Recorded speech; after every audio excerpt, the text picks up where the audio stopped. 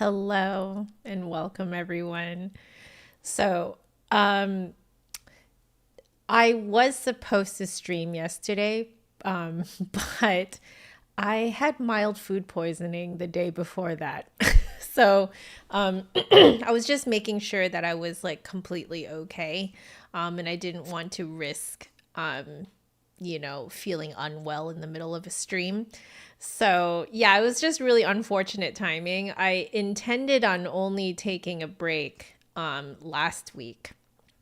But or was it like 2 weeks now? I can't remember because I think technically I've skipped 1 week. Is that right? No, I skipped 2 weeks. And just as a, just to explain for anyone who doesn't know why I suddenly dropped out for 2 weeks. Husband wasn't feeling very well. So, his TSW flare. So it was particularly like a bad wave. And so neither of us were getting a lot of sleep.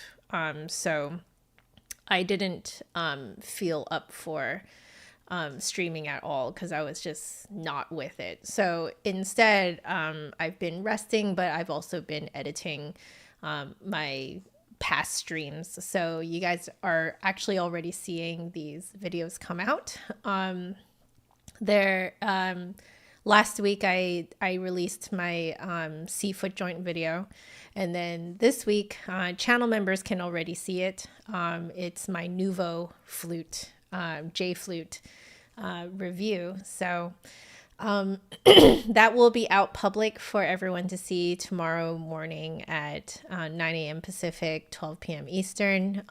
So that is going to be really fun for you guys. It's been really fun for me too to edit those streams just because I think I enjoy looking back and also kind of like I enjoy the fact that it's not very performative, that it's really just me talking. And it's a lot more pleasant to edit footage that I can really feel I'm not performing. I find it very cringy to edit myself if I have like rehearsed lines and stuff like that, or like a rehearsed kind of bullet point form, sort of notes. And yeah, it's super cringy to me. Like I can literally see in my eyes if I'm like thinking about what I'm going to say next. And yeah, it's super cringy. So it's been a really lovely experience editing. It gives me something to do when I don't feel well enough to stream. So it's nice. Hey, Alluring, how are you? Um, so I'll say hello to everyone else that I've been talking with before this. Ryan, Michael, Victor, how are you guys doing? I hope you guys are doing really well. Yeah, so yes, Nuvo flutes are awesome. So I have kind of my super cut of my reaction to Nuvo flutes coming out, publicly tomorrow. So I hope you guys really enjoy that. I put in a little story as well of, I told the story of me pretending to play a flute when I was a kid. Yeah, I really think that Nuvo flutes would have been just my dream toy as a kid. Like it, it's a fully functioning flute, which is amazing. So, John, you use them for your younger students. You love Nuvo. Yeah, they're so good. Like, honestly, I'm just like, there's a part of me that kind of feels like I was born before my time. Like, because it didn't exist when I was a kid at all. There's nothing like that. I think the prospect of even thinking of making a plastic flute with all the working parts was so impossible back then. It was just, it was one of those things where it's like, no one's ever going to do this. So I, I, I don't know. I just almost kind of felt like it was like being able to try the newest one, the J flute. Oh, it just made my inner child very happy. Just so, so happy.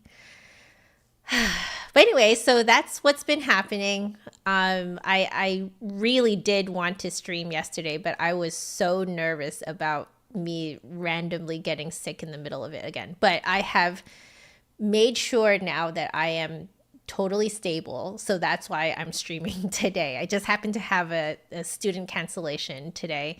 So it opened up like a good solid 2 hours that I can stream with you guys. So I do have to teach after this. But, you know, I'm not in like a huge hurry, which is really nice. So, yeah. Connor does that with recorders too. You mean like play it, but then like hold it to the side and pretend like he's playing the flute? Is that what he does?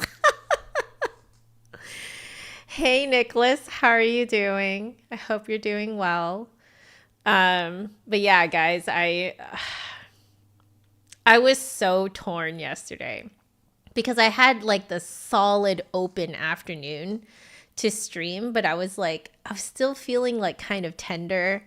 It was the kind of food poisoning where like you kind of get a headache and like you know like you just can't your stomach is just revolting the entire time, you know? And it was just like, I don't want to be in that state on stream, like, because I was still feeling a little tender yesterday morning. Like the whole like food poisoning part, like the unwell part happened on Wednesday. It was something I ate on Tuesday. So it took like 24 hours for it to actually like go through my system. Yeah, I had very mild food poisoning. I'm not going to say where because I don't want to like, you know, crap on you know the place where I likely got food poisoning. But it was partially my own fault because I was sort of risking it too, and you know, FAFO, you know. So I it was delicious.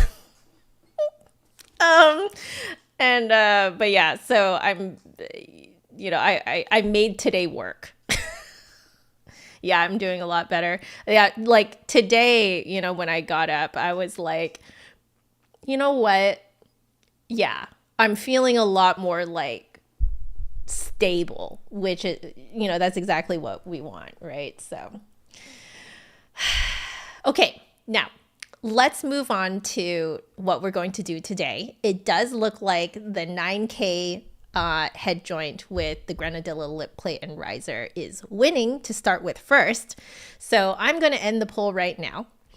And we will start with that first. So in case you guys are wondering what we're looking at today, let me head on over to this screen so you guys can see them a little bit better. So these are two lovely head joints by, and I hope I am saying his name right. I believe it's Pere Alcon. So I met Pere at NFA. He had come over, you know, like from Barcelona with the Flute Center. And, you know, he was, you know, like working with the Flute Center and, you know, showing his flutes. And I got to chat with him. He's an absolutely sweet, sweet guy. I didn't get to, I think I like tried one or two like very briefly at the convention, but I honestly, I tried so many things I can't remember, you know, like what was happening.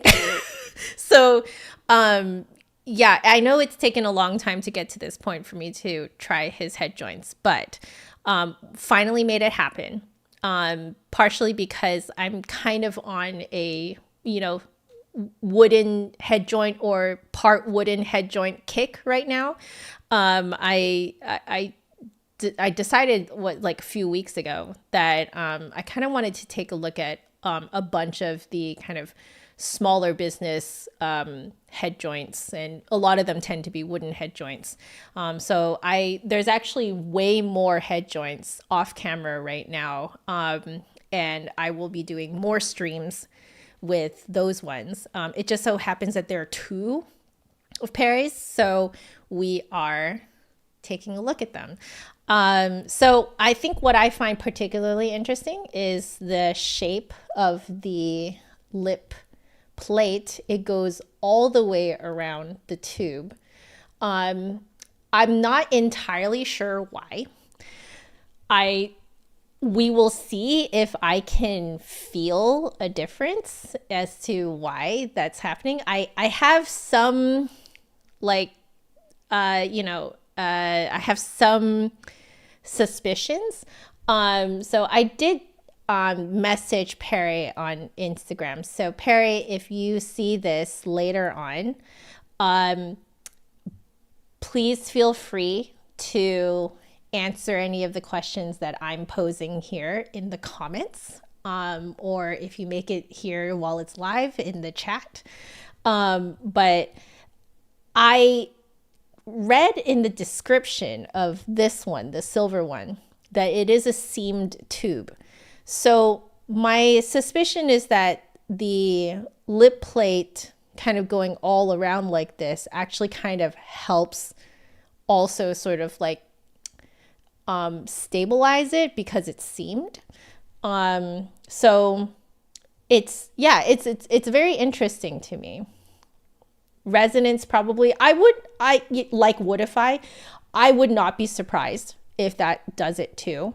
Not at all surprised if that happens. Because the other thing too, guys, do you notice that even the crown is wood?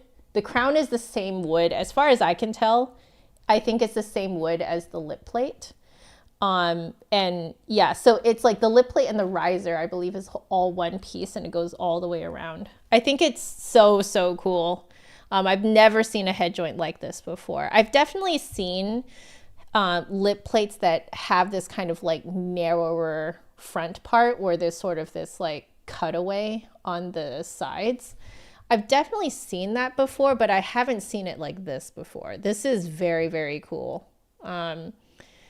So who knows? And now that I'm kind of putting this in the light and kind of moving it around, you guys can see that there's a pretty like defined ridge on the side here. So it almost looks like it's like, if you look on the side, it's fairly flat, but because of that ridge thing, I wonder if it has almost like a wave cut kind of effect where part of the hole is like kind of on the other side of the ridge.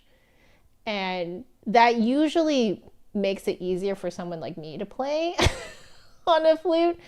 Yeah, I would say that this one also has that kind of ridge as well, but I almost feel like this one is slightly less sharp. Like the angle is less sharp on this one. But Perry, if you end up seeing this, would love to know if you actually did mean to make a difference, because I almost want to say that the Grenadilla is slightly smaller.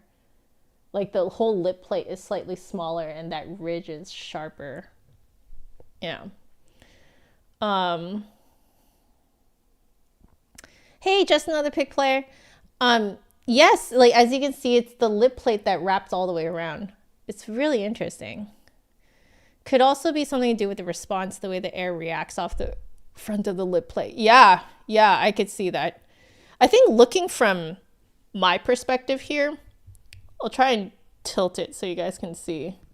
Yeah, I do actually think, here, I'll do this so you guys can see. Yeah, this guy, the ridge is way sharper. Yeah, you see that? Way sharper. Like I think the Kingwood one is more rounded. Interesting, super interesting. But yeah, so the crowns are also wood. But yeah, I'm going to see which of my flutes this fits on. I'm currently unsure what they fit on. I kind of did that thing where I was like, I'm just gonna do everything on stream so you guys can really see that like I haven't like messed with these before and my reaction is very real. So so Pig Player, you tried these before. You would have to put in a lot of effort and change your playing drastically fully to get the most out of them. Interesting, interesting. I also presume that the gold will fit the Brannon. I very much presume so as well. Oh. Oh. There we go. Oh, Pig Player. So you tried the silver and then the gold lip plate. Cool. I see those on the Flute Center website. Just so you guys know, I don't actually see this Kingwood one on the website. So I, if I come across the product link in the future, I will include it. Or if one of you guys finds it, feel free to mention in the comments that it's now on the Flute Center website, and then I can go and find it. We can. Why am I putting my own? Clearly, I am not still 100% with it. Why am I putting my own head joint on? Okay. We're going to put this over here just so I have a little bit more space, but I am going to, we'll see. Please fit. Yes. Oh, yes. Oh my God, it's a perfect fit. Wow, it's a perfect fit. Like it's like a tad bit tight, but that's okay. Okay. So usually I do a pretty like typical Rockstro grip, but I wonder if I should not because of the way that the lip plate is carved with that ridge. So I'm going to do slightly less and see what happens. Okay, so we're going to put this here. Okay, let's write on here what we're looking at. We're looking at the 9K, not 0K. What am I doing? 9K, not 9L. Goodness gracious. Okay. 9K plus Grenadilla lip plate and riser. Okay, so that's what we're looking at here. Right off the bat, I think you can tell just in the light. Actually, let me show you guys in this lighting. Right off the bat, can you guys tell how much more yellow gold the head joint is? So my the body of my flute is 9K rose gold, but you can see how much more yellow this is, but this is 9K actually. So yeah, I think my flute has a lot more of that copper content to it.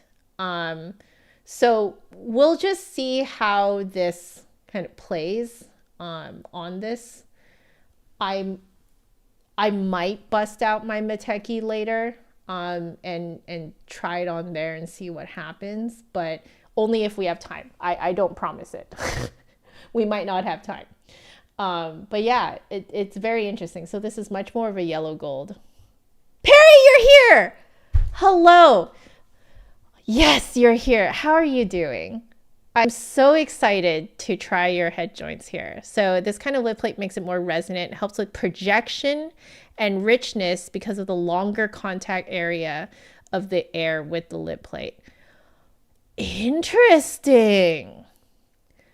Because I would say that in my experience, wooden flutes or flutes with wooden parts, like my own head joint, they tend to not project as much. So that was actually one of the reasons why when I bought mine, one of the reasons why I liked it was because it had a metal riser.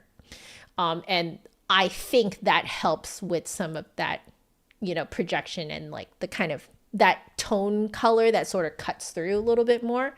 But yeah, it never occurred to me that just having more contact with the lip plate can help with projection. That is very cool. Thank you so much for sharing that with us. Yay, I'm very excited to try your head joints. Okay, so here we go. Let's give this a go. We're going to do my typical thing, which is harmonics, just to kind of, check it out.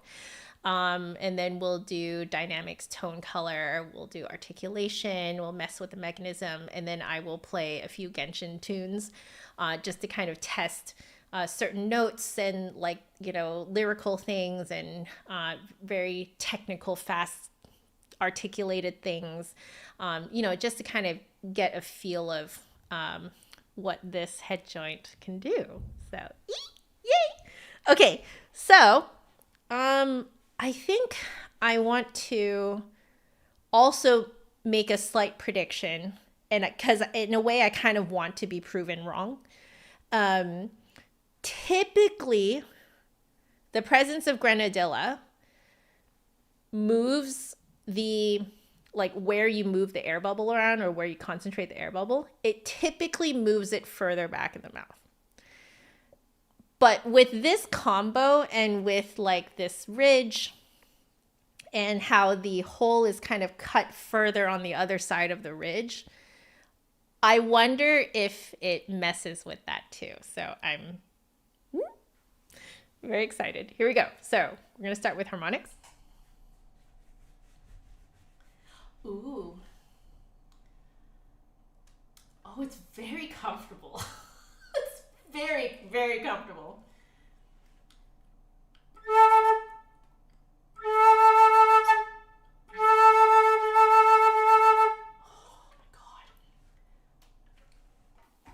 That is way more projection than I'm used to on a wooden lip plate.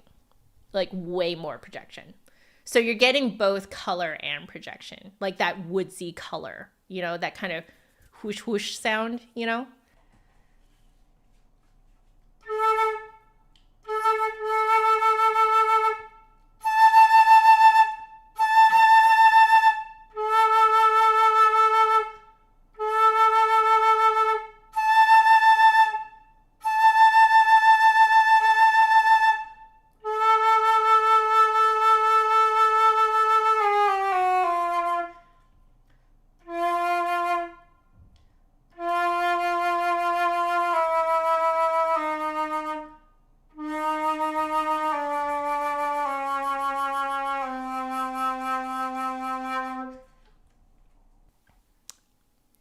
This is the most forward playing Grenadilla lip plate I have ever played in my life. I've never played a Grenadilla lip plate that plays this forward. That is so interesting. I had a feeling that this little ridge here and the cut of the hole would do something to it. And we talked several reviews ago now about how if you want a flute to project, the easiest way to get it to project is to flute make it in such a way that it causes the player to sort of concentrate their air bubble to resonate the notes in the front part of their mouth, because it is kind of trying to shout from the back of your throat. You're not going to project very much. If you shout from the front of your mouth, that tends to project. It's one of the reasons why my voice carries because I tend to kind of resonate even my voice in the front of my mouth. So it's a bit of a double-edged sword because I find that even if I speak really softly, people can still hear me on the other side of the room. But it's really good for stuff like this and public speaking and stuff like that. It's a lot like singing resonance. Exactly. So, wow. Wow, this is the most forward Grenadilla lip plate I've ever played in my life.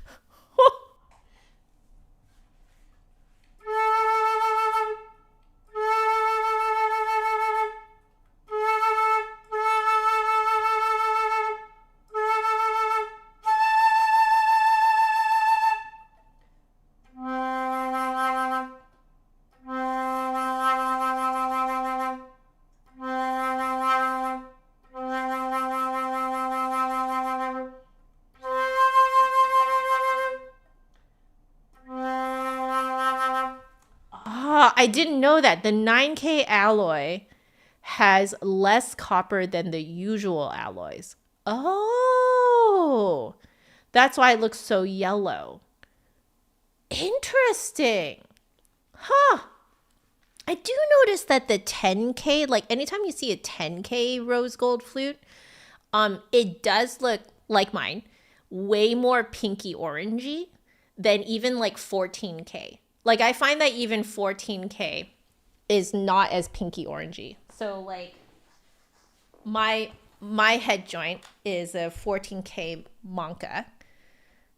Actually, this is kind of nice. Let's do a little like kind of color comparison so you guys can see. See? Even my Monka is like more yellowy. So the body is 10K. This is the 9K and this is the 14K. So I guess it's just like how the alloy works with the number of carats of gold that you have in there. Is that what's going on here? Yeah. Yeah. 10K. Powell has a 10K yellow gold. I personally like the look of the pinky orange. I find it just looks so delightfully unusual, you know? So I really like it. But yeah, that is super cool. I really like that. Okay.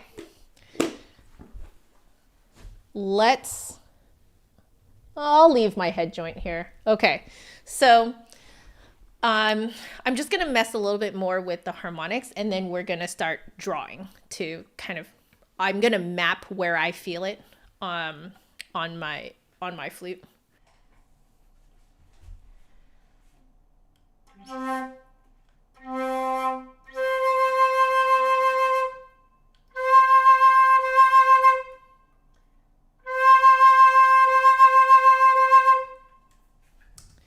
I can feel it's too rolled in. So I was right earlier that like with the hole being cut a little bit further on the other side of the ridge, I need to roll out a little bit. Okay, I rolled it out a hair. Let's see if that's more comfortable.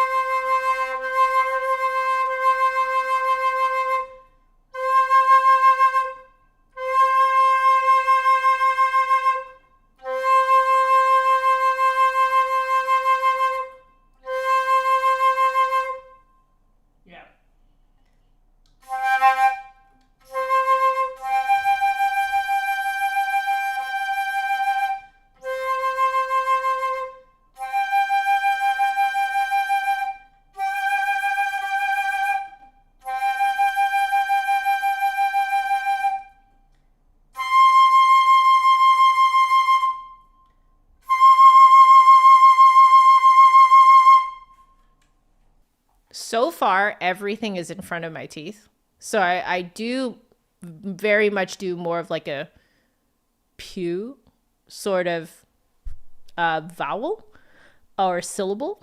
Pew. And I am sort of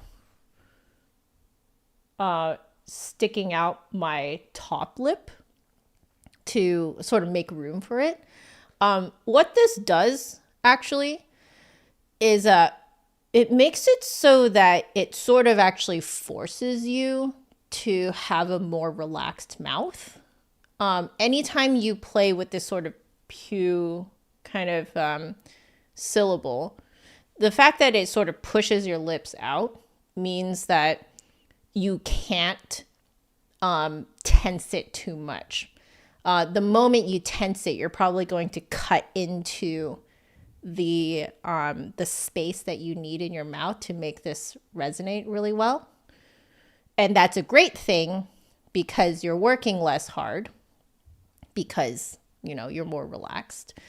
You also have more flexibility if you can, you know, if you're allowed to, if the flute allows you to play with that kind of more pew sort of embouchure. You also get a more natural kind of frowny face with it too, which means that you're using these muscles to kind of pull down and out, rather than the smiley embouchure, which is pulling your lips inward and against your teeth. So yeah, you have a lot more room to play with and flexibility. If the flute, the head joint, wants you to play in that more kind of, you know, like frowny embouchure sort of look. So yeah, and because all of the notes are sort of resonating in front of the teeth, it is forcing me to use that embouchure, which is good.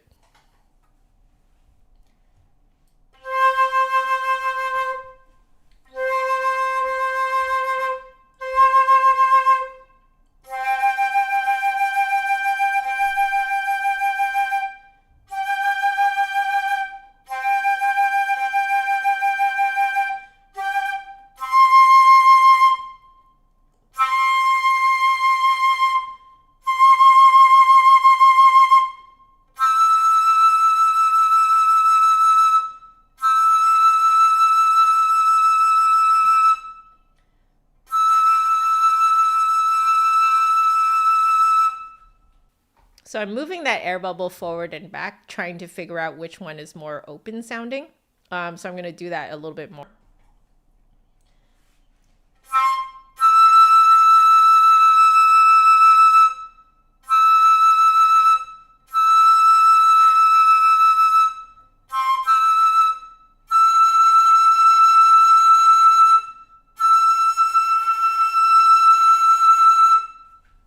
Can you guys hear the color changing as I'm moving the air bubble? You can kind of hear where it opens up. So I'm comparing between the harmonic and the real note to see kind of like which one it might be.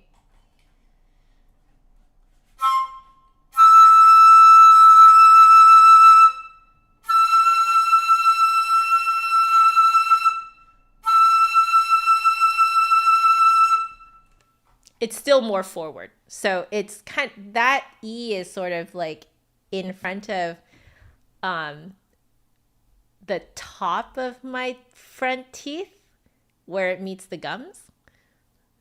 It's a very interesting feeling because it really forces you to be very relaxed. And thus the sound is very relaxed on top of being very resonant.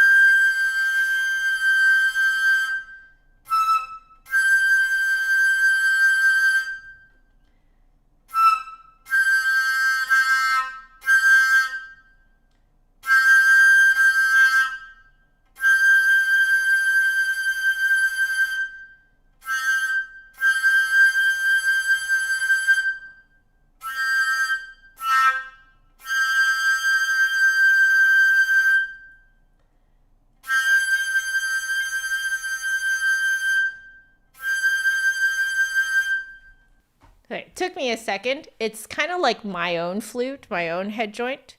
It's because of the C-foot joint. So I'm used to it sitting a little higher in the mouth. I still haven't gotten used to how low it needs to sit for that high G. But yeah, it's interesting because this one I almost feel like it's almost out of my mouth, like that air bubble where I'm really kind of concentrating all the air. For the high G, it almost feels like it's like way outside. of my top lip. It's an interesting feeling. Very projection forward. It's really awesome.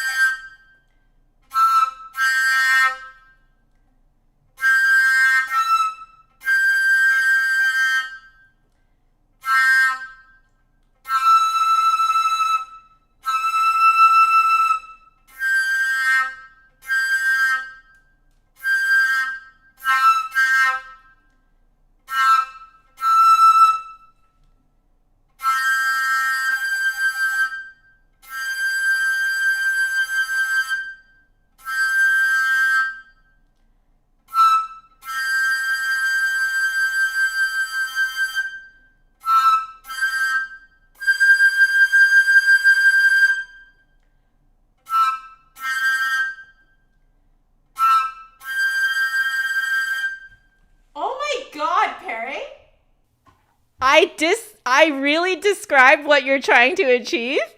Hey! Resonance, flexibility, and a rich sound without having to force your embouchure. Exactly. Yeah.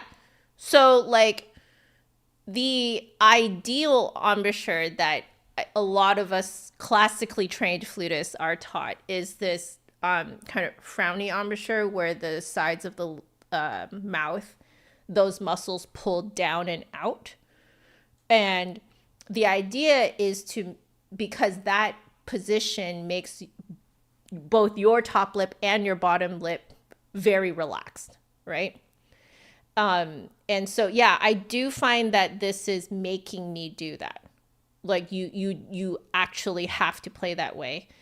I think now that I'm saying that out loud, I think I am forcing the G. So I'm going to relax a bit more and see if it just kind of comes out. But I do feel that the air bubble is a little lower and more forward. That may be more of a property of my own flute though. Just so you guys know, I'm starting to realize that some of this stuff, like with like where the harmonics sit and stuff like that, some of it actually has to do with the rest of the flute. So you kind of have to make sure that you play well with the rest of your flute. But yeah, this head joint definitely is kind of forcing me to do the very relaxed embouchure, the almost no embouchure, as Nicholas is saying here. Hey, Bill, thank you for dropping by. Yeah.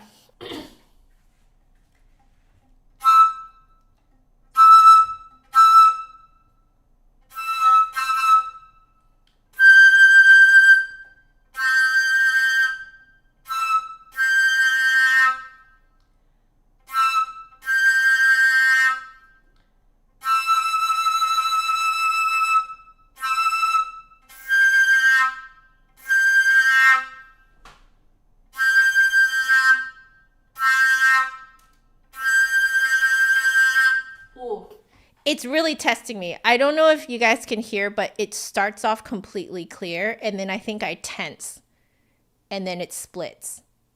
So yeah, this is really testing my ability to stay relaxed for, especially when I'm kind of like focusing the air bubble in that spot.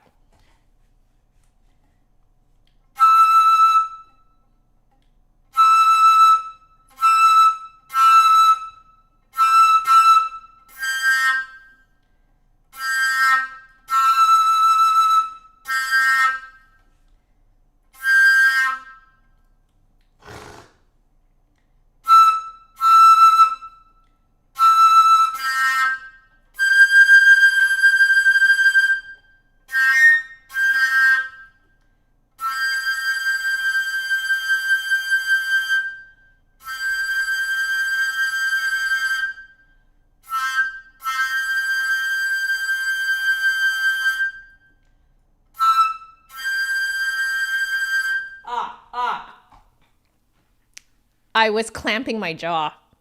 So my jaw was like kind of like really sort of like grinding upwards. So not only does this make you have a loose embouchure, it also makes you drop your jaw, which is also a very good thing to do on the flute. The more you relax your muscles, the more flexibility you have. So, okay, interesting.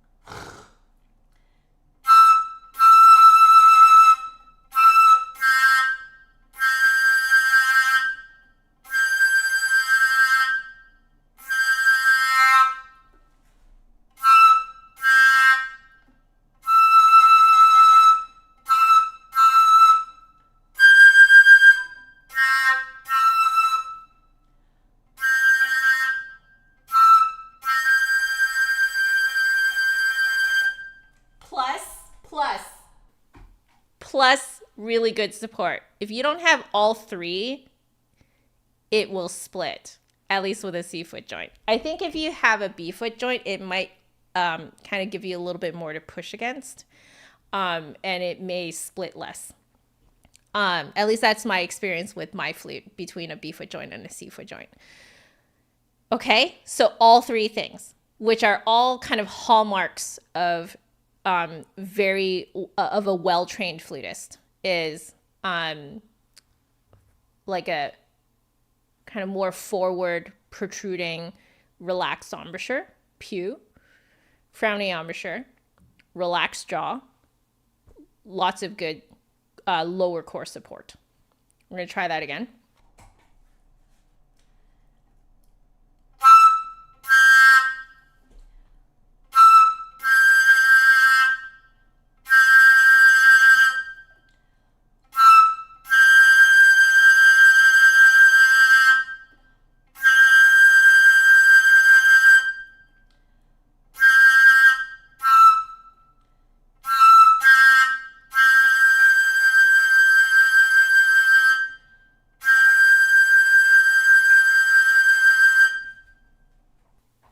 I think that's currently the best I can do it, but at least it's stable now.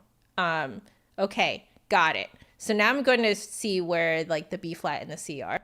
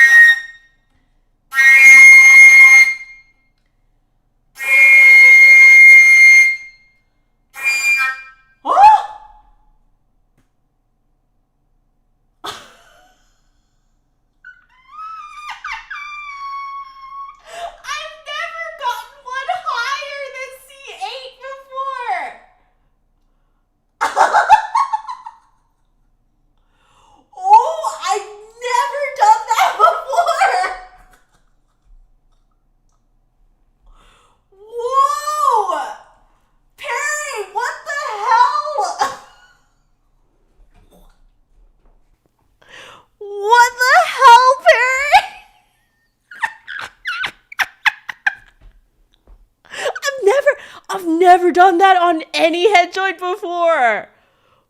Oh my god.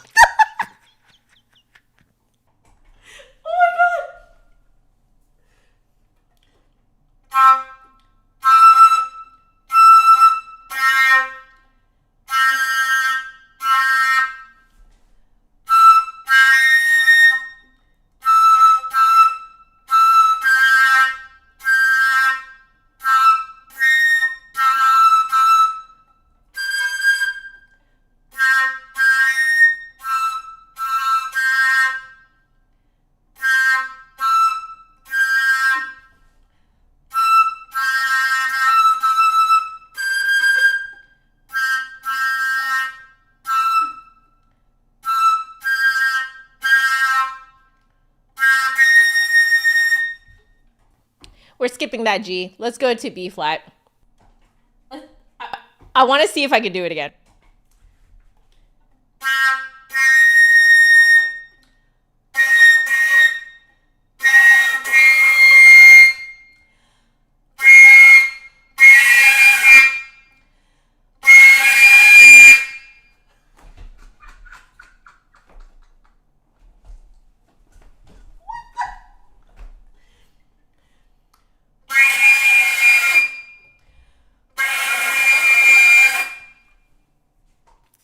It's not the grandest sound, but it is replicable.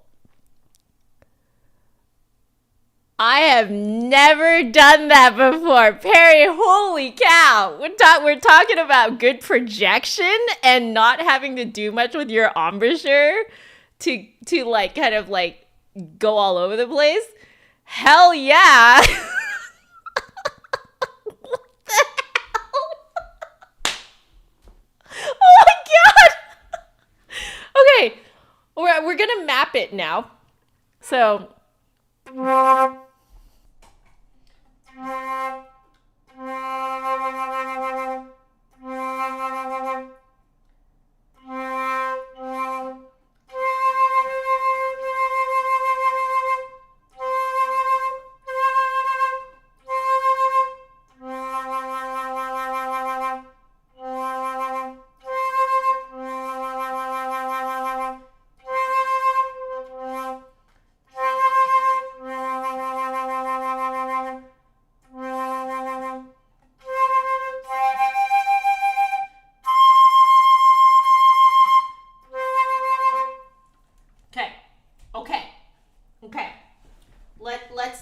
let's do a bit of drawing. All right, you guys want to try?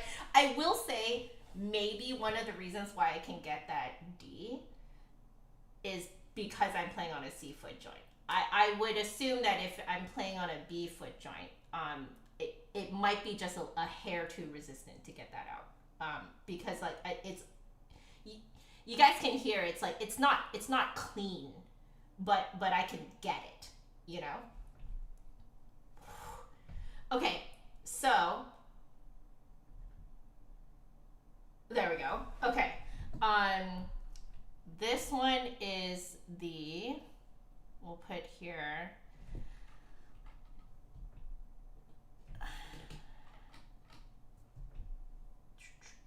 Here. So this is the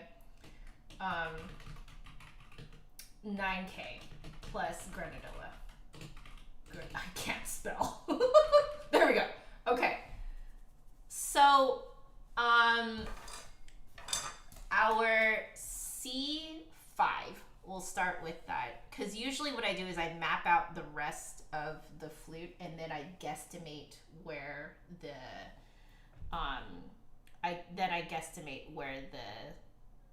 low C is. So, we do. Okay. I'm just gonna go back and forth.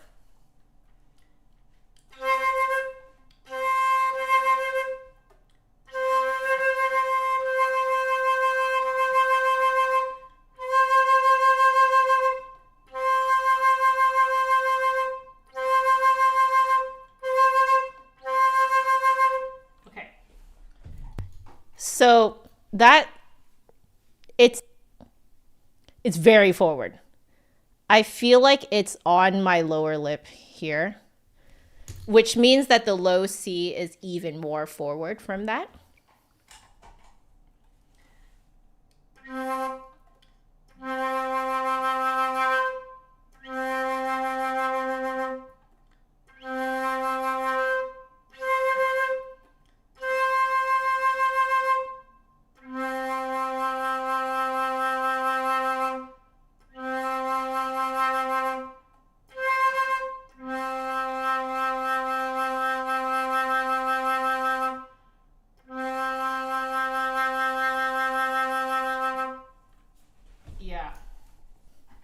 So the low C is like here. It's like right next to it. So that means that your low register is going to be like, you don't have to move around a lot. It's just out here. So I'm just going to kind of play around in there to verify.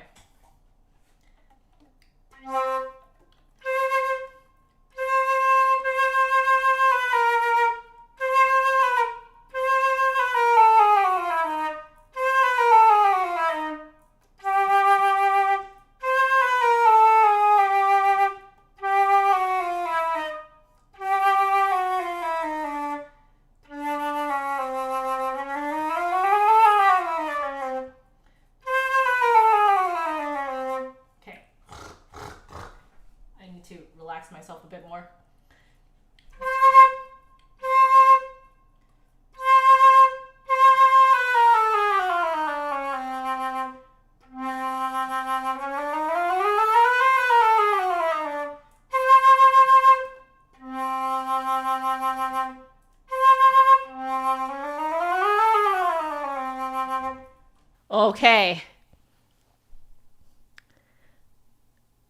They are so close together that you literally only have to mess with the airspeed to, to make it so that the low notes aren't like pushed out too much. So one thing I'm noticing, in order to kind of manipulate the speed a little bit with a little bit more precision, you can lift the flute off your face just a hair as you're going lower and lower.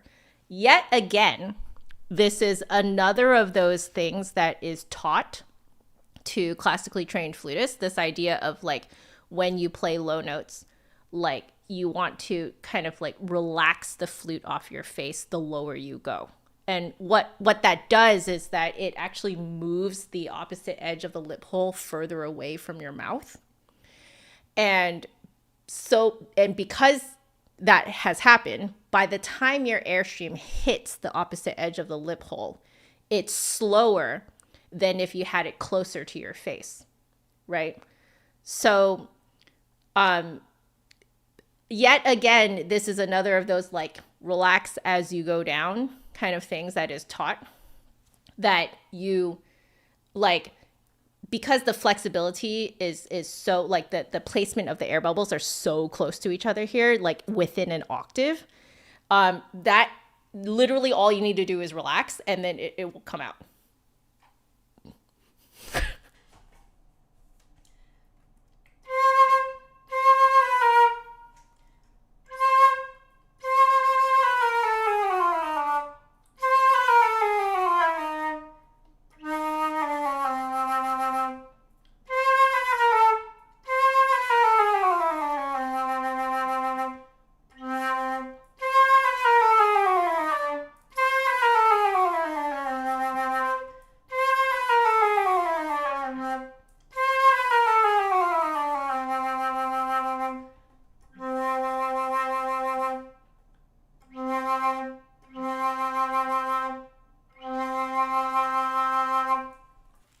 Yeah, it's just airspeed because they're so close to each other.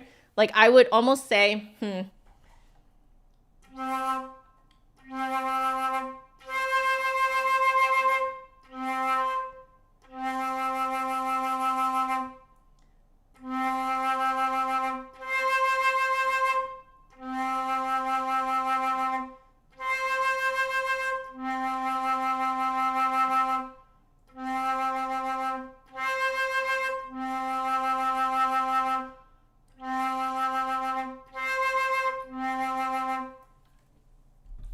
I think they're even closer together. I yeah. I think they're even closer. Like they're like right next to each other. So basically, in that low register, it's just airspeed. So you have to drop your airspeed and you have to trust that it is going to be projecting, because it will. This thing is actually designed to project. So you actually, like, I think a lot of times we think of putting a lot of airspeed into the flute in order to make it project. But you do not have to do that here. In this low register, you just trust it. Drop the airspeed and it will drop while still being very projecting. That's super interesting to me. Because this has a lot of, I think, implications for playing, like very lyrical things, especially down at the bottom, or like if you're ripping down to the low notes, you just have to, all you have to do is drop that airspeed, relax the flute off your face, it'll come out. Don't try and push. You do not have to push your low notes in this at all. Okay, so for the rest of it though.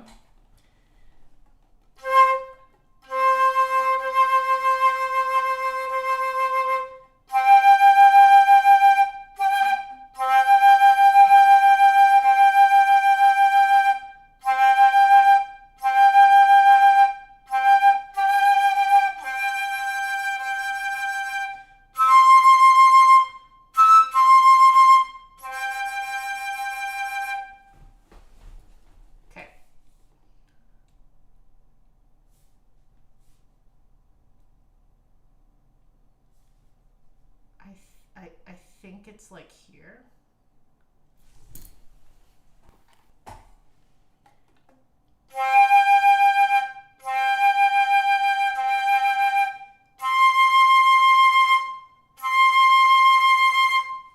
Okay.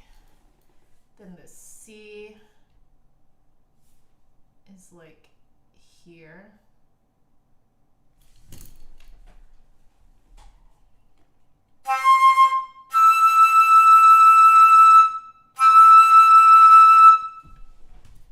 E is here.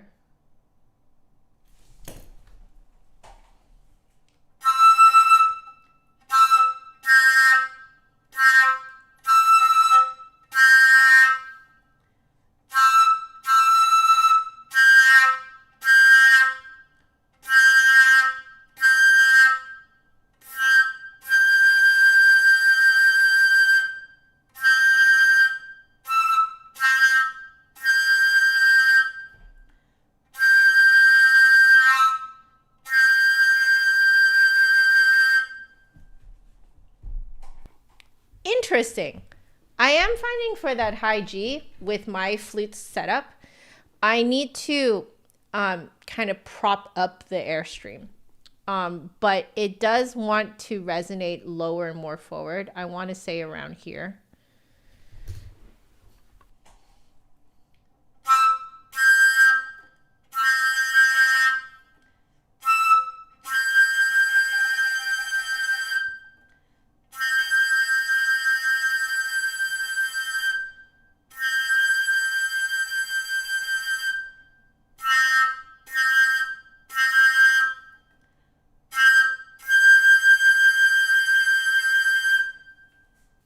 I'm getting it clean now. And it's because for that one note, my airstream is kind of like, it's like it's going like this. If that makes sense. Like the airstream feels like we're going, propping up that space, kind of landing there.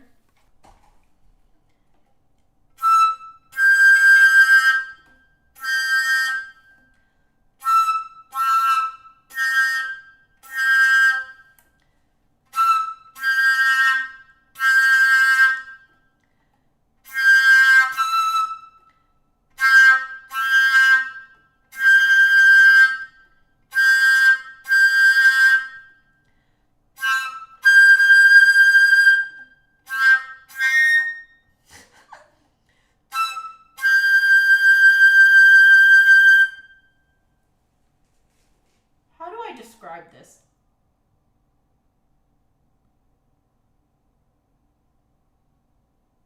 I'm trying to describe how this feels to me. So my tongue is very tucked down and back. And then maybe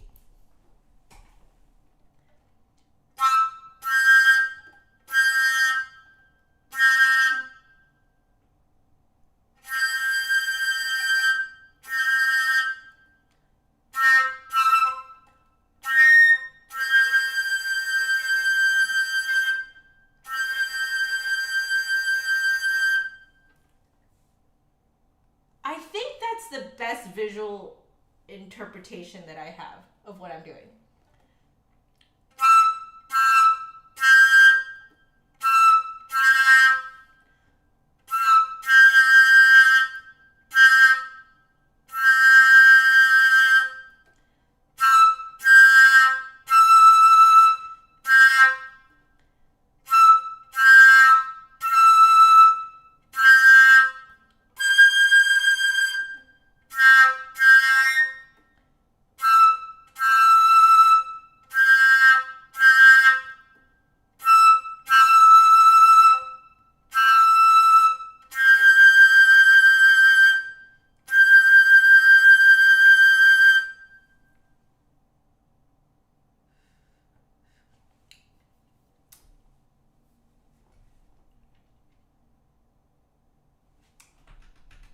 It's like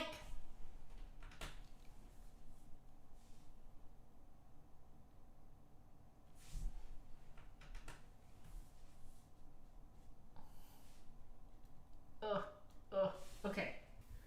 So it's like here, and I almost kind of feel like there's like this column of air that I need to keep here. It's like a, almost like there was like a wall there of air.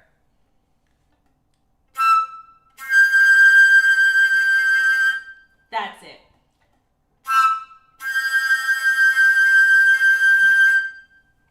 Yes, I have to have a whole wall of air in front of my teeth with the like, but like where I'm really like kind of shooting and targeting my air bubble is right. I'll make it thicker. Is like right there, but there's a wall of air in front of. That's super interesting because that still goes with the whole like you got to make sure that this whole top lip area is like super relaxed. Okay. Now, the high B flat though, that one I keep getting.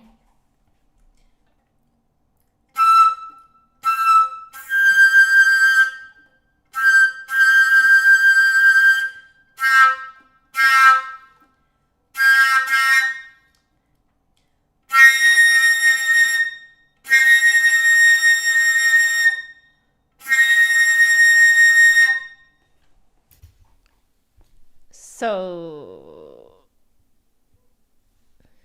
B flat is like right here.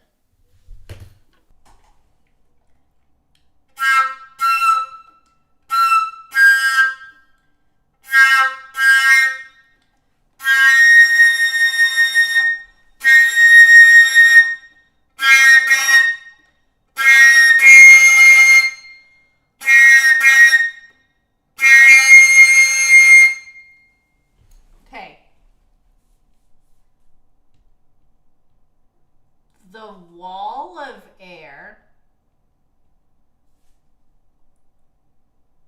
So it's like here, but there is this sort of, you have to maintain this like wall of air right here.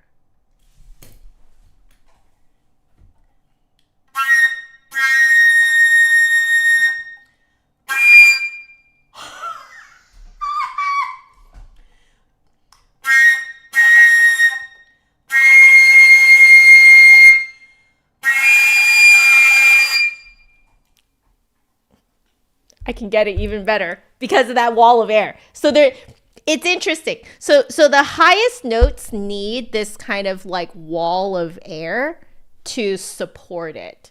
So even the B flat here, the B flat needs a little wall of air, kind of like, I almost feel like it's sort of going through my teeth because it's sitting right on top of my teeth where the teeth meets the gums.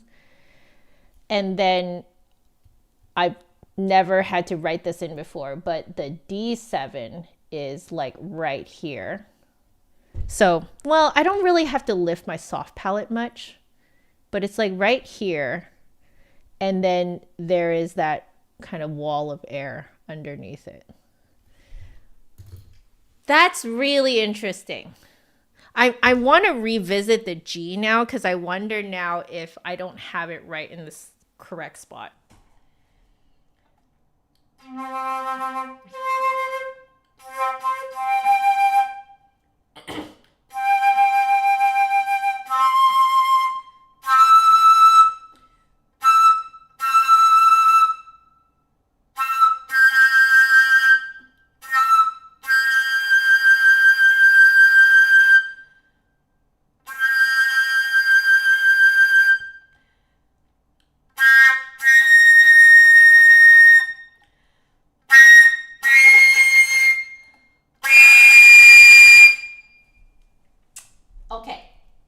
Okay. Let's make this less messy for you guys. I think, if I'm not mistaken, I think the high G is actually higher up, but I was mistaking that wall of air for like where I need to actually pinpoint that note, that air bubble.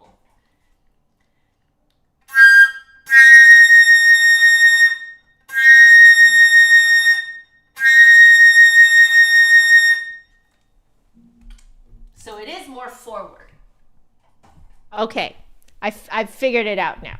So starting from the G, you absolutely, so it's like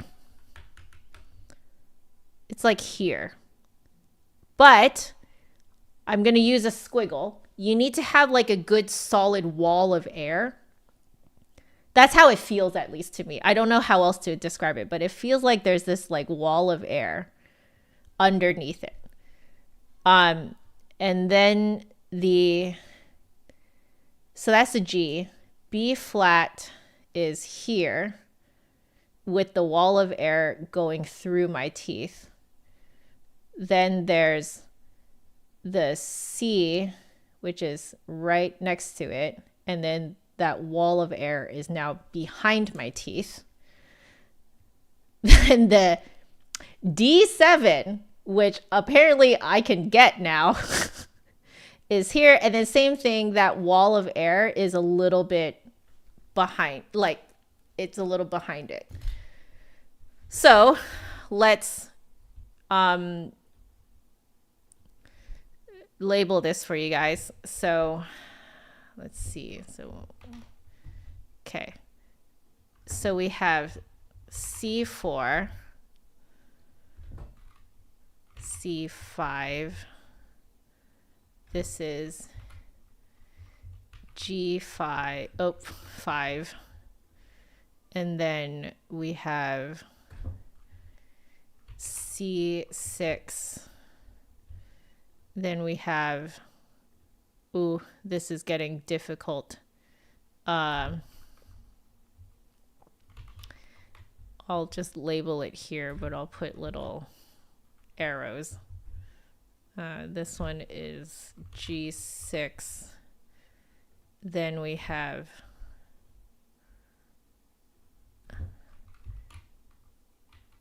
B flats. We're gonna have to write it like that, I think.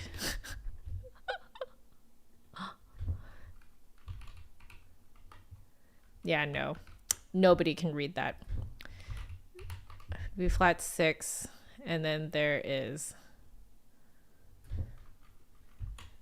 C7, and then for the first time, D7.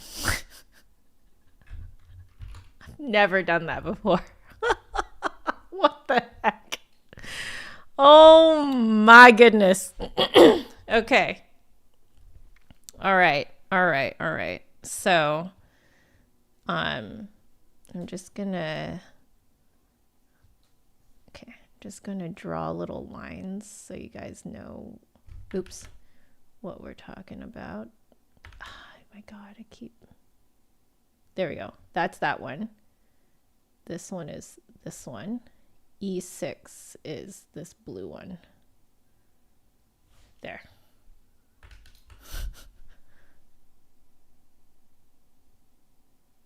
There. Okay. I hope that is kind of clear to you guys. I'm so sorry that is so crammed up, but it's because it is very forward playing. So, okay. So what this is telling us is that for the bottom two registers, so low register and middle register, likely what's going to happen is that we will be tonguing probably between the teeth. So it's a very forward kind of tonguing. And then your higher notes are probably going to be behind the teeth somewhere. So I'm going to try it out now. Also, I very badly need to swab this out. I see more people came into the chat.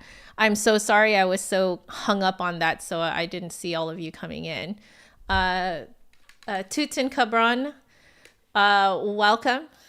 Hello, Sean Virkosen. How are you guys doing? Miguel, hello. Justin, hello. Yeah.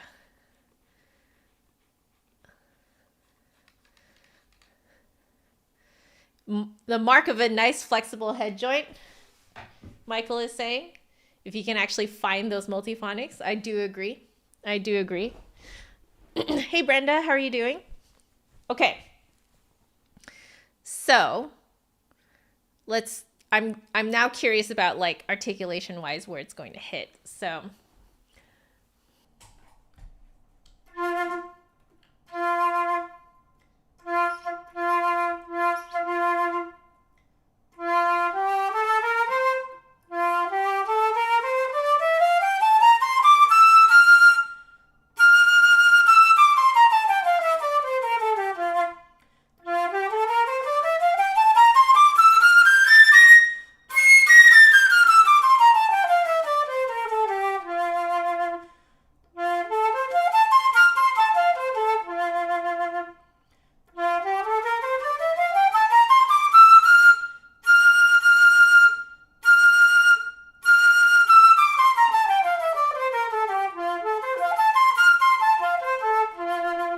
yeah. So you are mostly tonguing. Because generally speaking, the cleanest spot to tongue will always be as close to behind the air bubble. That's where it's going to sound the cleanest and the crispest. So in this case, anything in front of the teeth tends to be tongued between the teeth. If it's sitting a bit lower, the tongue will kind of gravitate towards the lower teeth. But if the air bubble is sitting higher, but in front of the teeth, I find at least that my tongue kind of gravitates a little higher. So I'm mostly tonguing. I'll just kind of put the range here. So I'm mostly tonguing between these spots right here. And I'm sorry that it's cutting between, I'm cutting into my labels here, but I'm mostly tonguing around here. Now my highest notes though, I'm going to try out the highest ones.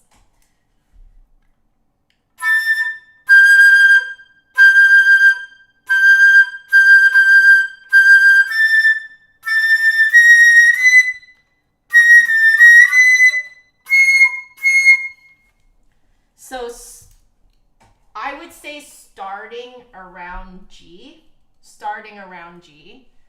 I am tonguing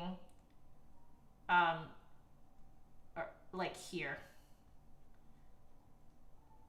Like in this range here. Like where I've labeled these. So I'm tonguing around here. So it's like essentially I'm tonguing only really in two spots. It's more or less between the teeth. And then for the very highest notes, like the top half of the top register, I'm tonguing those kind of where the teeth meets the gums. And just mostly on the gum part. Yeah.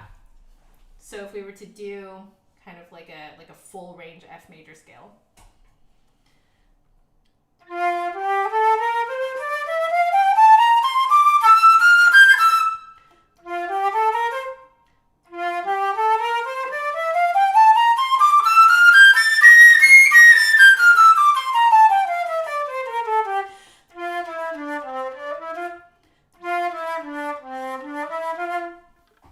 I put too much air speed into the lowest notes. So I need to relax the flute off my face and drop the air speed.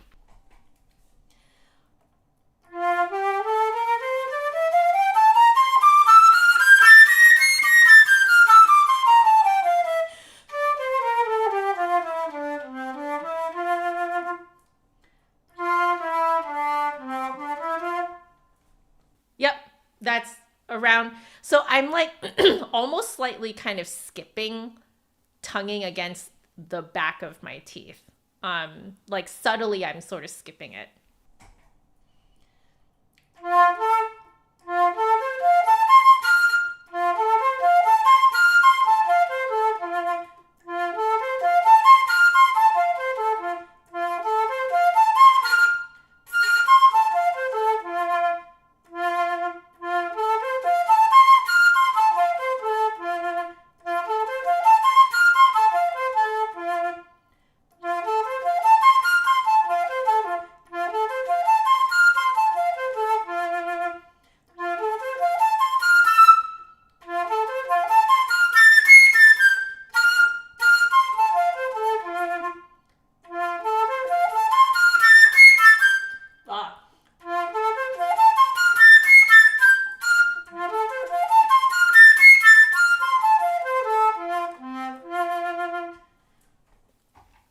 Yeah. You really don't have to do much like back and forth kind of air bubble movement at all. It feels like it's just going up and down, which is very intuitive. It is very intuitive to kind of like how we play. Very interesting. Yeah, I am mostly skipping like the space, the actual like behind my top front teeth, that whole space there. I'm not really tonguing against it at all. It's either like down here between the teeth or it's where the teeth meets the gums for the highest notes. Interesting. Okay. So I'm gonna now mess with like tone color dynamics.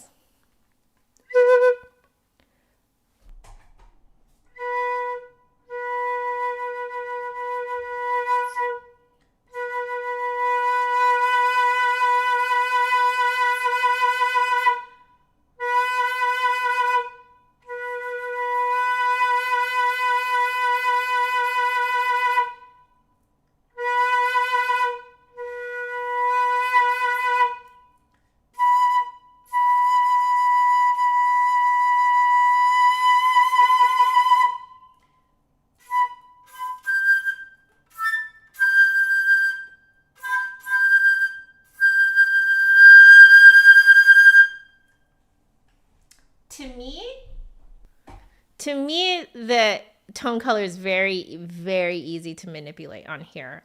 It's what I like to do, which is that if you want your sound to be kind of this like thinner sound,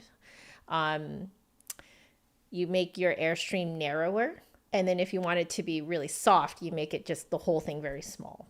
And then your rich tone is just this very wide airstream.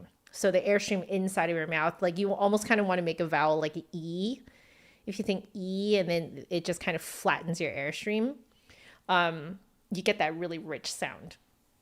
So in that respect, that is very predictable for me. I really, really love that. I think it's to me, it is very intuitive. Okay, so now I just kind of want to write in here my main thoughts about this is that relies on relaxed playing. So this means like a frowny face, frowny embouchure, kind of like a pew syllable, juts the lips forward, mostly top lip, like you really kind of make that kind of thing, that kind of syllable. So got frowning embouchure, the pew syllable. Right.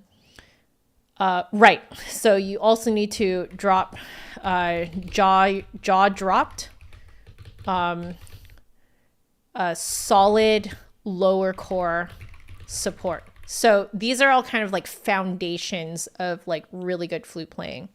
And if you have that down, this thing will respond to you. Especially if you like kind of as you can see from my little map here, if you like controlling everything from the front of your mouth. So front playing. In particular, the highest notes need a wall of kind of air underneath them. Yeah, nice wall of air underneath them to support. Very interesting. Super interesting. Okay. I now want to play a few tunes. So I'll play some Genshin main theme, and I will play some probably a little snippet of the Rapid as Wildfires, which is very like articulated. It's very fast and technical. So we'll go with the lyrical first, which is the main theme.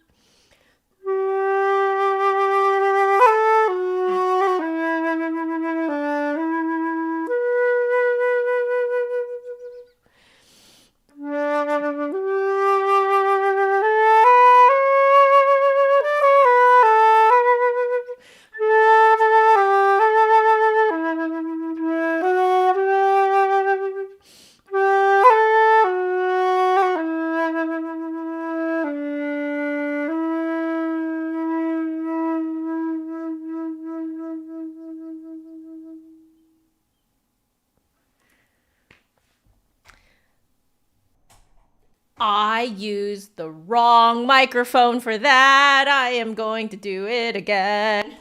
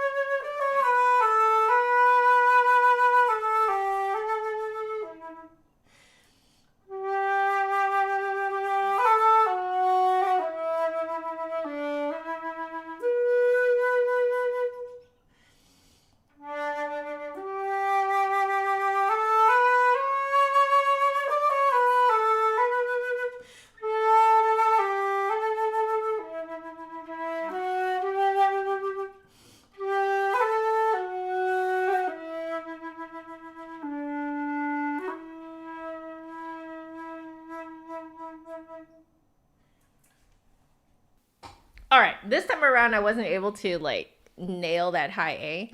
I think I was aiming a little bit too low for that. So I do want to try that one more time.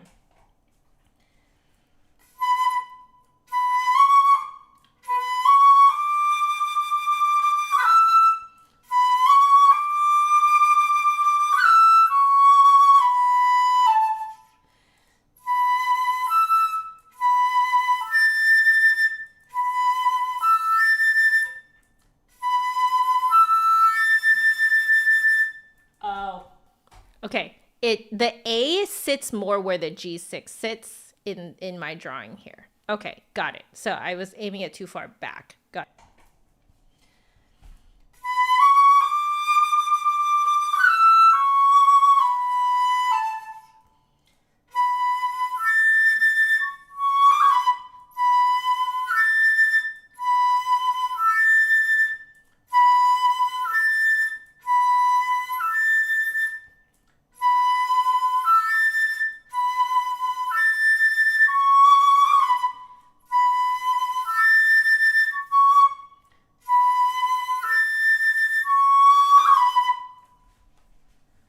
Yeah, so the A sits closer to where I've written here with the G6. So the A is also kind of like, at least with my setup, is yeah, definitely closer to where the G sits. Okay, so I'm guessing it's like G sharp A kind of sit around there.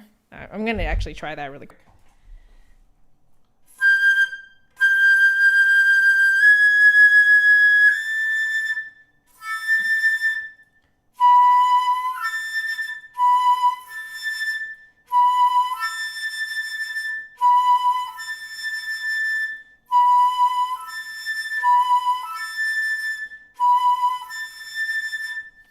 And I can't forget that wall of air because I tend to just kind of like move the bubble up, but I don't really have like a full wall of air underneath it. Yeah, so if I remember that wall of air, then that it creates that very kind of like crispy, kind of glittery sound, you know?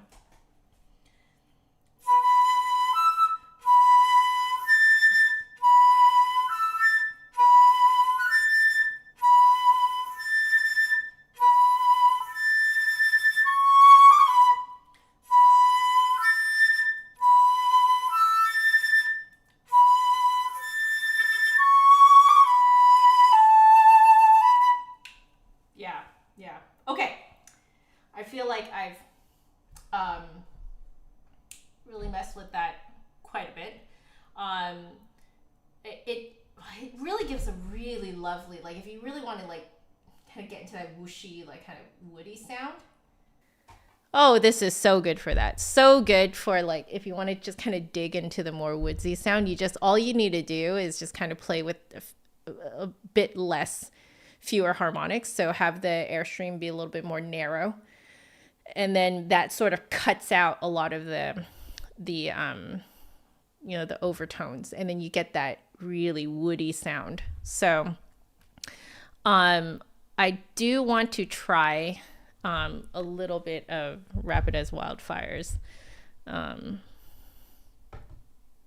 have it here, but my computer needs to think about it a bit. So while my computer is thinking about it a bit, I do want to try like a very classical piece. So I'll try the opening of the Concerto in G by Mozart.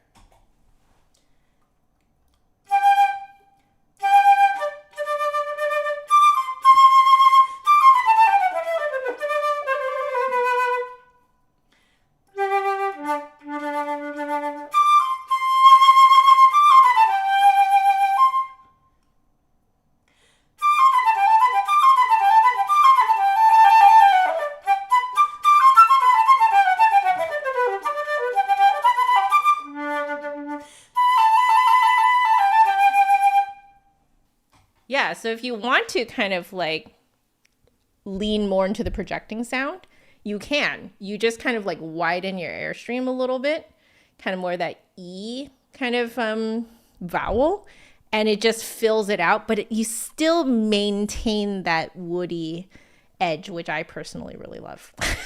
So let's try this Rapid as Wildfires really quick just to see.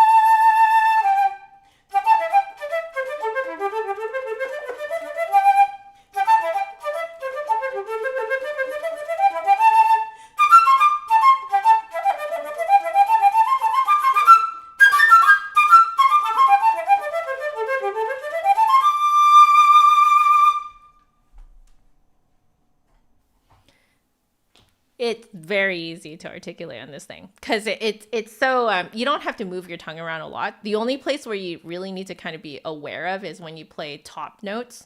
So like notes for like high G and above.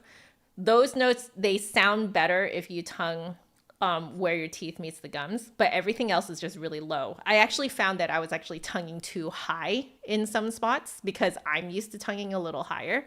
But yeah, you can basically just keep tonguing between your teeth for most of the range of the flute, which I find very interesting. So I'm going to try another spot or one of the same spots that kind of like goes through the whole range of the flute.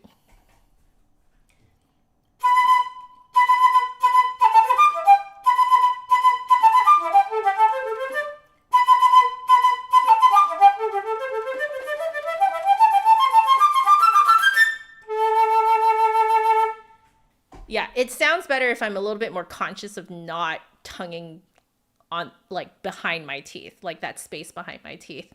I need a tongue lower on the bottom of my top teeth.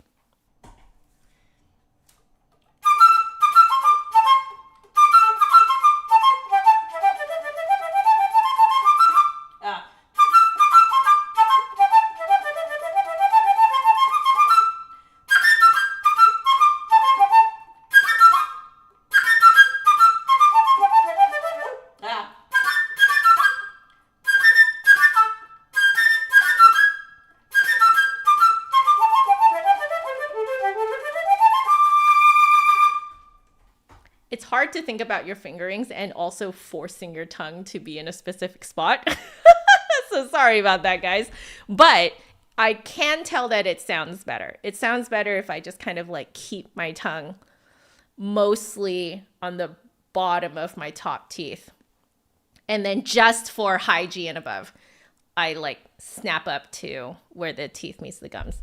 But yeah, you guys can hear how clear that sounds. So part of what makes a flute feel very flexible is if it can essentially do what I'm talking about here, which is that if you don't have to move around too much, you know, when you are playing like, you know, like across the registers, if you feel like you don't have to move very much, you will feel that the flute is very flexible, right? And based on how we've mapped this flute, you can see how like, or this head joint that is, you can see how that is the case, right? So like your tongue doesn't have to move very much. It's just for the top half of the high notes, and they're all of the top half of the high register. They all tongue in like around the same spot too. So it's not crazy gymnastics. It's literally only 2 spots that you have to think about. Yeah. And those, that low register, holy cow, like literally all you have to think about is just lower airspeed and it'll come right out. You don't really have to think about placing it very differently, like all of those notes in the low register. Because a lot of times on a lot of flutes, you will actually feel that there's sort of like a break in the middle of the low register. So from like C5 down to G4-ish, you'll feel like kind of your air bubble needs to be in one spot. And then there's like a break from like G to F sharp. On some flutes, it's between F sharp to F. So it's like around that area and lower, the air bubble kind of shifts lower and forward. Whereas this one, you almost don't feel it because it's so close to each other. So you really don't feel the break at all. And so, yeah, if you can't feel the break, the flute is going to feel very, very flexible to you because you don't have to move it around that much. So, yes. Wow. Perry, you did an amazing job.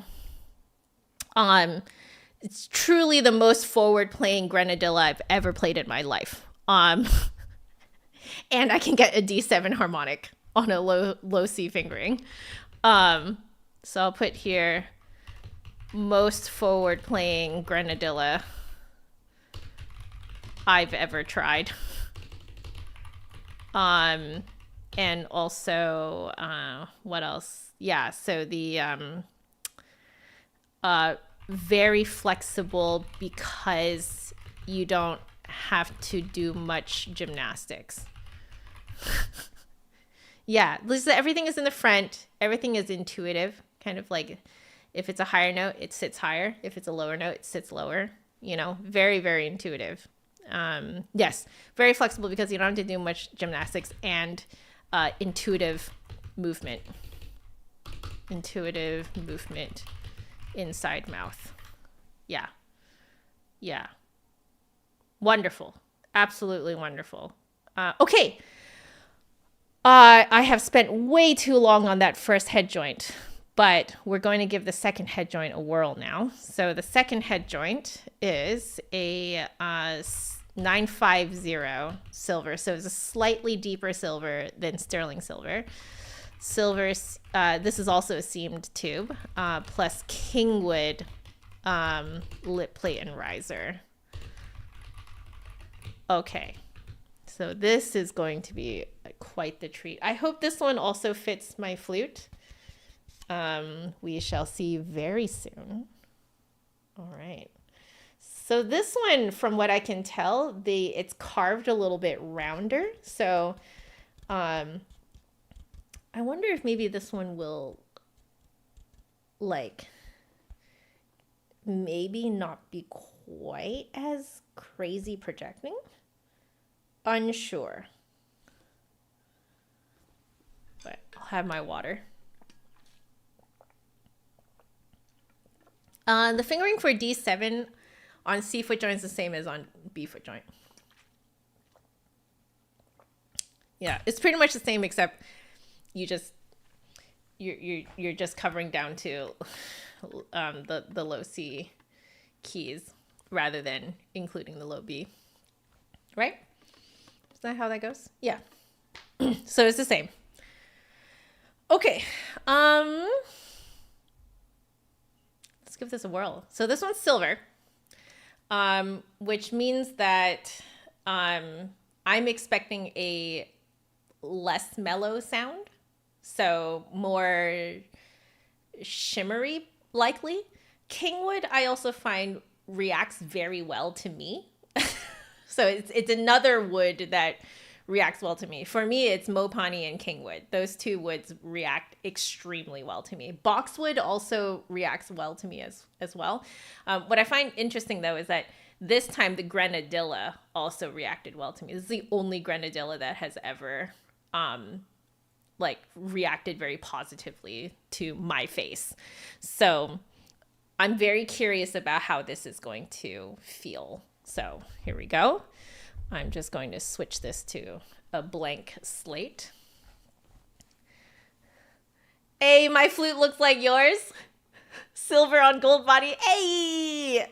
Okay, here we go.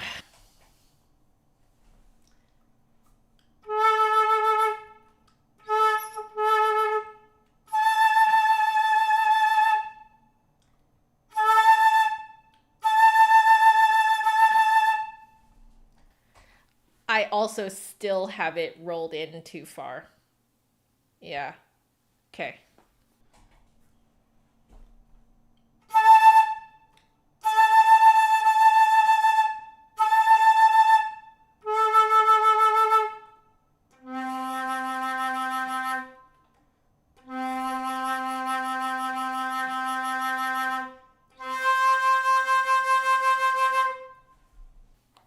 It's definitely like more projecting. It's more projecting, but like the placement of the notes are wildly similar to the one we just did. Wildly similar. But like the sound that it's producing is very bright, or brighter, that is.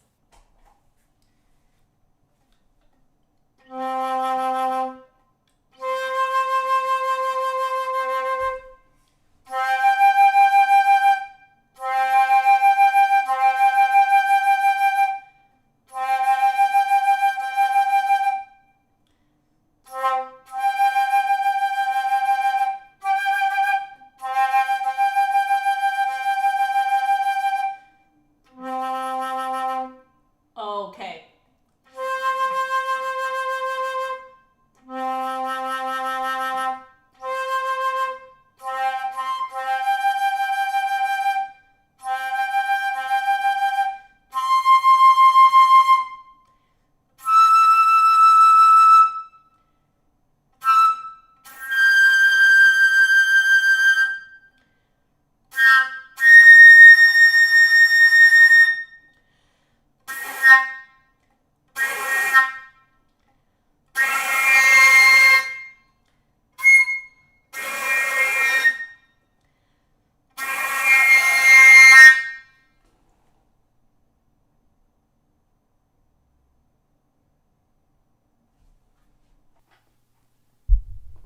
I'm wondering if the C7 is what I call the outlier.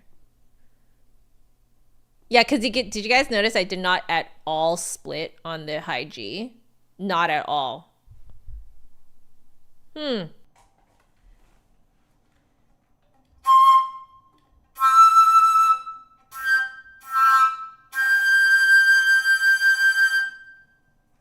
No splitting. It's more like it's very solid.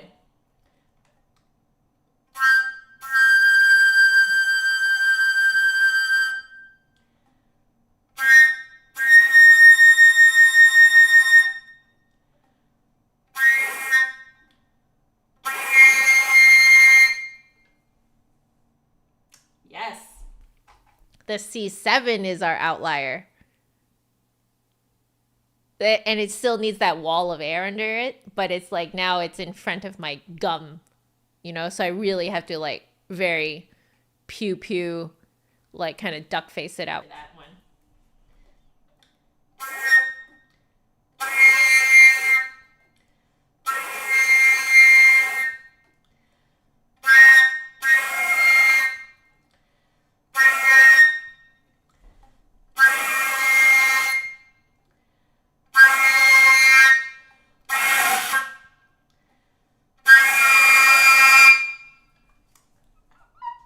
I can get the D7 out. It's not cute yet. But I still need to kind of figure out exactly where it is. Here's what I'm noticing. The first thing is that the placement of the notes are very similar to the 9K Granadilla. It's just that everything is placed a hair lower. So everything is just a tiny bit lower, just a tiny bit. And then the other difference is that the G6 is no longer the outlier, it's the C7. So the C7 being the outlier means that this is probably for most people even more predictable of a head joint. Like you pretty much just need to play very relaxed, and then intuitively low notes will sit lower, high notes will sit higher in the mouth. And then it'll just kind of happen. Like you don't have that one outlier that you have to watch out for. Interesting. Okay, we mess around a bit more.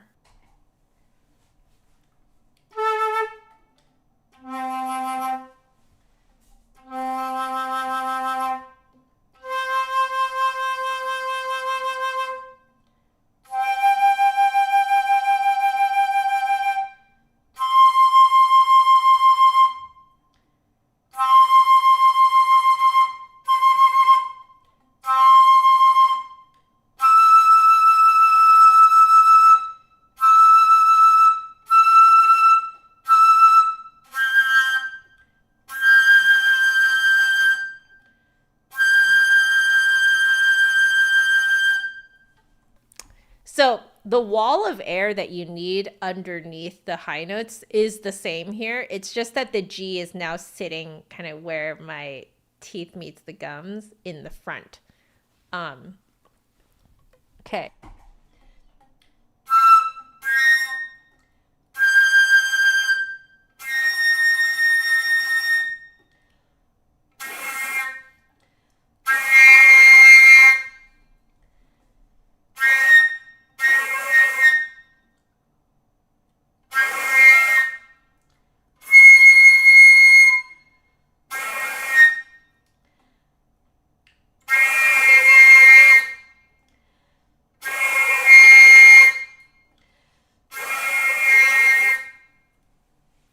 Okay, I think legitimately that one's a little hard for me to get because if I tilt my head back, I don't really get that wall of air effectively underneath it because it has to cut through my teeth. Because if I'm at an angle, then my teeth kind of come up at an angle and cut into that space for that wall of air. So I really have to only rely on like a really good duck face and really kind of like hollow out this area. But I think it's sitting high enough that I'm actually unsure if like I can really get it out extremely reliably, at least as a harmonic. So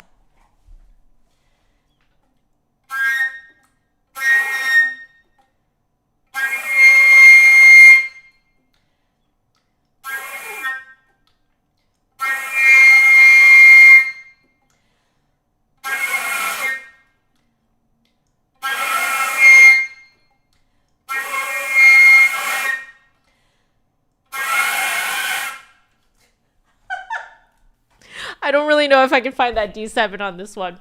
Let me see. I peeked it out for a second earlier.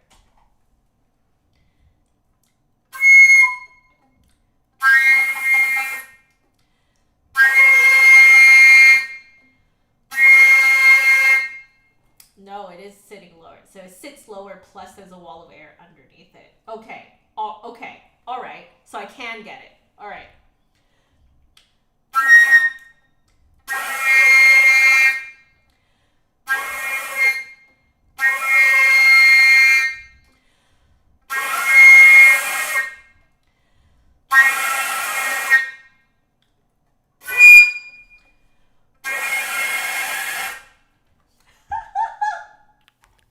Oh no, I think I lost it. I don't know where it is.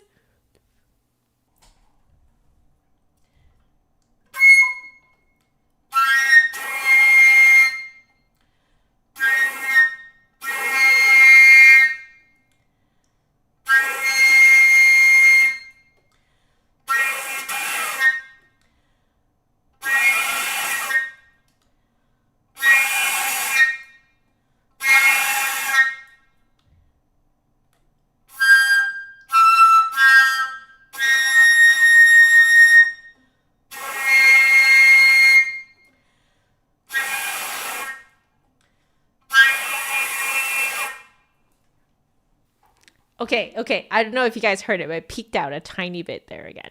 It peaked out a tiny bit. Yeah. For sure the other head joint fits me better. For sure.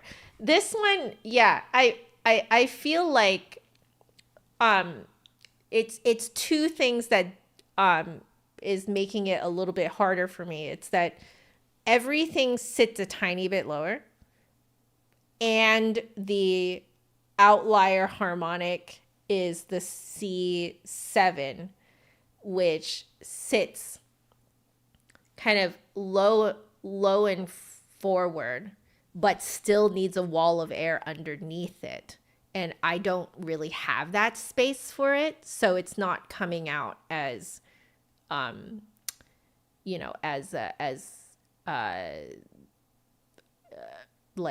resonantly. So I think this will work better for someone who has a larger mouth than me.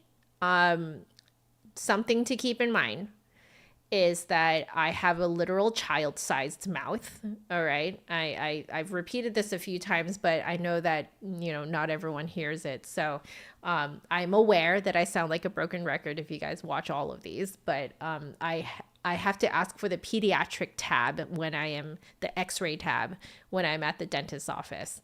That's how small my mouth is. So I feel like this is for someone with a slightly bigger mouth than me. That's what I think. But it does, in terms of like placement, it plays very similarly to the other one. So I almost kind of feel like this is kind of Perry's like style. Like I can really feel that this is a style of playing. And it is consistent even between the different metals and woods, which I really like. I like that consistency. And this one clearly is built for someone slightly different from me. So we'll map it here. It shouldn't take too long to map this one because it's so similar to the other one. But the C5 is like not sitting on top of the lip, but almost kind of digging into my lower lip. So it's sort of digging in here. The low C, same idea, is just kind of digging into the lip right in front of it. The G5 is Yeah, it's like it's lower. It's like,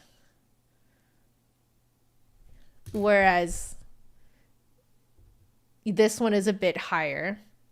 It's just sitting a tad lower. And then the C also, the C6 sits a tad lower. And then the E is like here. The G is here with that wall of air underneath it. Then we have B flat 6 is like here with the wall of air underneath it. And then the C7 is interesting because I almost feel like, let me try it.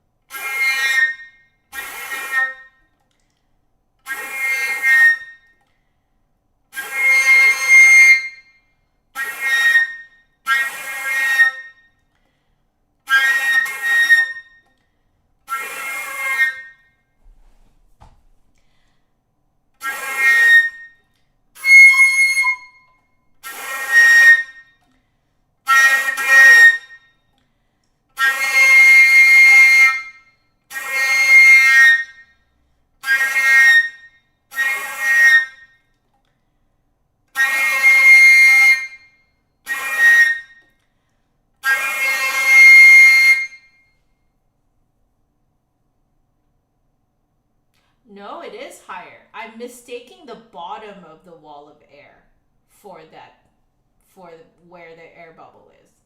I think I'm mistaken.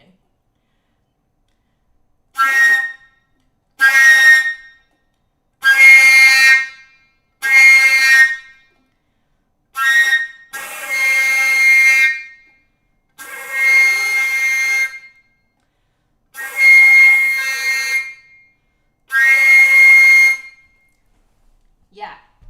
You guys can hear it splitting because I can't actually really hit it very well. If I'm not mistaken, I think it's actually like here with the wall of air underneath it. And so I was mistaking it for being over here. Yeah, no, it's very high. And so like, yeah, this is definitely a more stretched out than the gold with the Grenadilla. The gold with the Grenadilla was a lot more kind of compact. Like the lower notes were higher and the higher notes were lower. And so for a tiny mouth like mine, it's a lot more comfortable. But for I think this is built for someone with a larger mouth. That's what I'm guessing here. So I can't even really find the D7. I like if you try this head joint and you want to try and get the D7, this is my guess, but I don't guarantee. Okay? I don't guarantee that it's actually here, but I think it's like here. But as you can tell, I can't really lift that part of my soft palate. That front part of the soft palate is really hard to lift. It's easier to lift slightly further back in the mouth. So that may be why I can't find it. And I'm gonna guess there's a wall of air underneath. But that's I'm guessing. I'm guessing that is the case. But I'm going to stare at my map and try this out again to make sure that I'm not crazy.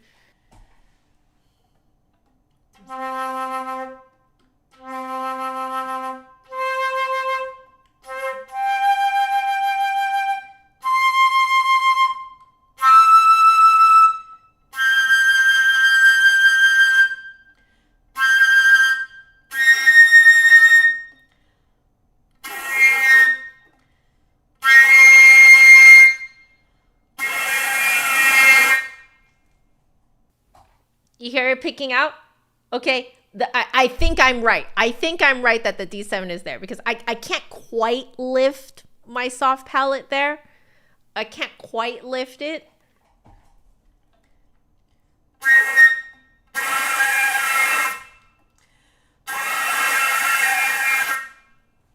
Yeah, I can't quite lift it. I think it's there though. I think it's there. So I think if you have a larger mouth, then it will work. Sean is suggesting that I try it on the silver flute. I will do that very shortly. I think that's a really good idea. Although I do need to end soon, but okay. I'm going to write here that like the kind of air bubble map, essentially the air bubble map, very similar to the 9K plus Grenadilla. So I like that consistency in style. That, you know, like that's something you know, I think anybody would be looking for when you're looking at like one flute maker's, you know, body of work, right? So, but I think it's built for a bigger mouth. Cause yeah, so low notes sit lower, high notes sit higher. The high, it's the C7 harmonic equals the outlier. But this would make it very, very predictable and consistent for most people playing, because most people will not go up that high anyway. So, right, I should probably label these. So let me do that really quick. C4, C5, G5.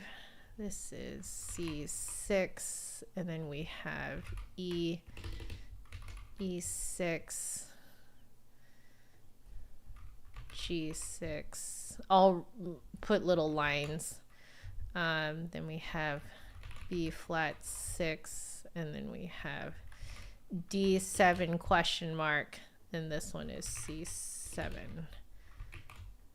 There we go. Let me also label this properly. So this is the Perialcon 950 silver plus Kingwood lip plate riser.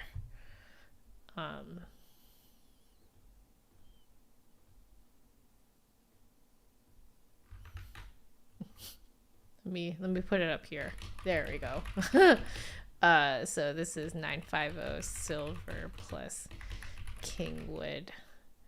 We'll just say that plus Kingwood. Okay, and then just so that you guys know which ones this goes to. There. This one is this one. This one.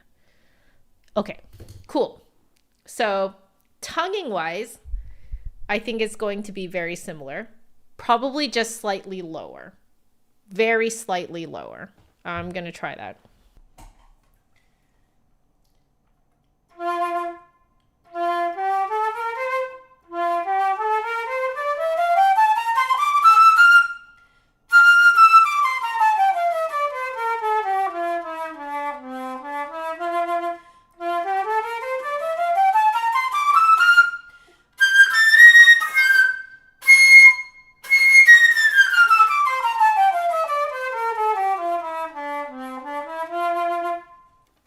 I literally feel like I have to open my mouth more. Like pretend that I have a bigger mouth. And yes, the tonguing is just a hair lower, for the most part. So, I'll put this in my notes here. So, tonguing slightly lower. Yeah, I think it's really just because this is built for someone with a bigger mouth. Like, I wonder if to someone with a bigger mouth, I wonder if to them this head joint will feel exactly like this one, you know, like, because like proportionally, maybe to you this is what it's going to feel like, in which case it might be very easy for you to get the D7.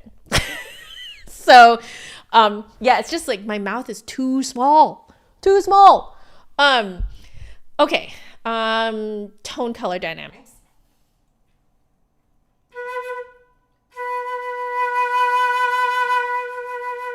Same.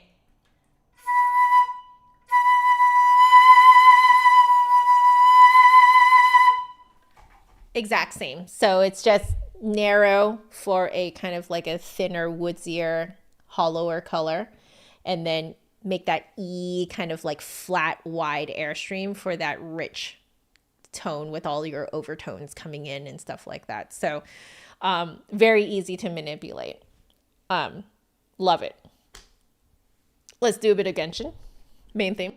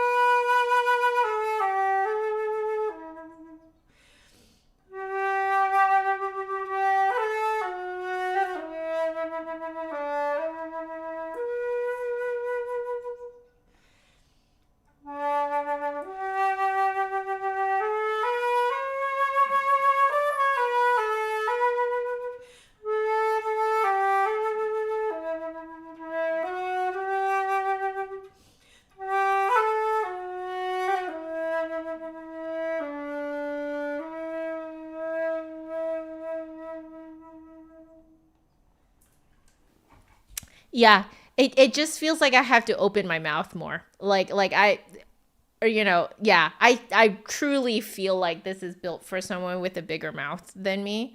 Um and I suspect that for someone with a bigger mouth, it's just going to feel like the way I did on the other one. So but yeah, it does have like a brighter color. I think because of the silver, and the kingwood too. So like I think there is a bit of a brighter kind of tonal color palette. But feeling wise, it's just as if I need a bigger mouth. So let's try a little bit of the Mozart Concerto in G.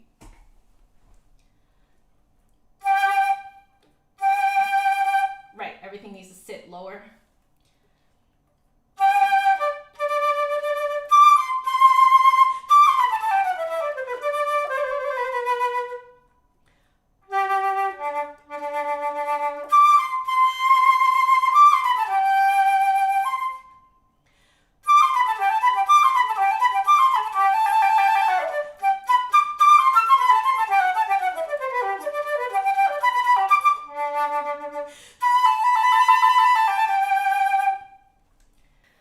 I think this one works better for that soloistic sound for sure. That brightness is really coming through, and really I think giving that charm factor to this like concerto kind of sound.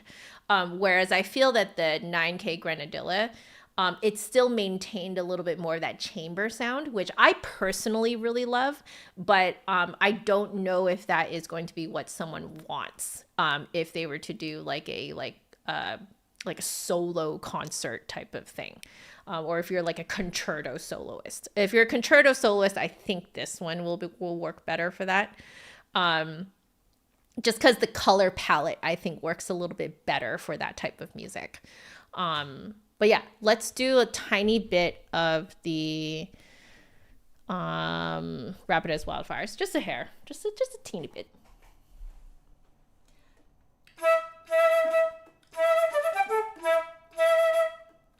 Lower, lower.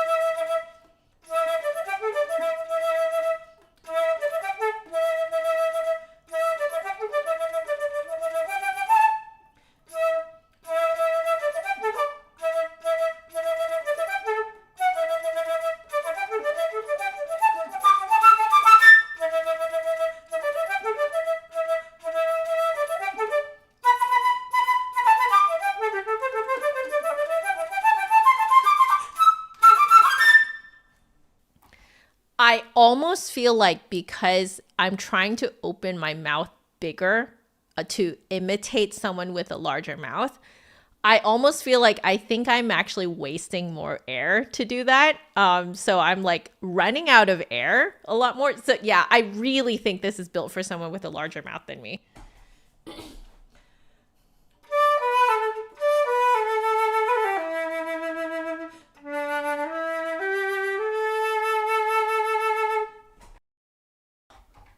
Do you guys hear how soloistic that sounds? Oh, this is a very, very soloistic head joint. Very, very good for that.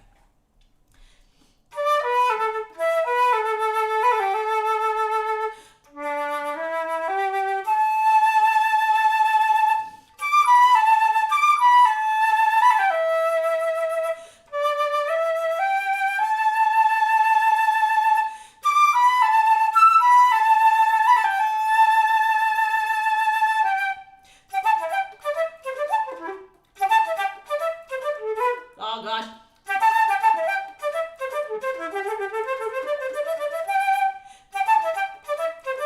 Oh, blah, blah, blah, blah.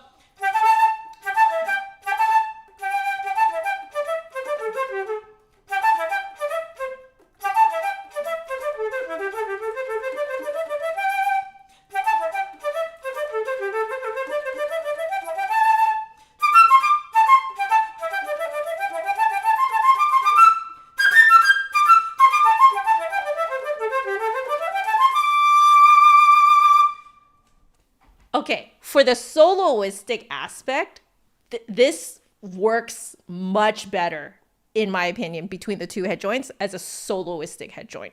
But it's too big for me. Like, wow, did you hear how that came across so like brilliantly? Which is what you want for something this technical and articulated and fast. You want that kind of very brilliant sound. And I was able to achieve that much more easily on this one. Yeah, exactly. Brightens, wakes up the gold body. Yeah, exactly. So I have like literally 3 minutes, okay, to try this on my needs a lot of TLC silver flute. So this is my Miteki, and I'm curious. I'm just curious to see if Sean is right here, that things will move around if I'm on this. Let's see. Does this fit? Okay. It's a little loose, so we need a little bit of tape. And this is also a C-foot joint. Hey! Okay. So, let me just get the tiniest bit of tape. It needs so much TLC, guys. Okay.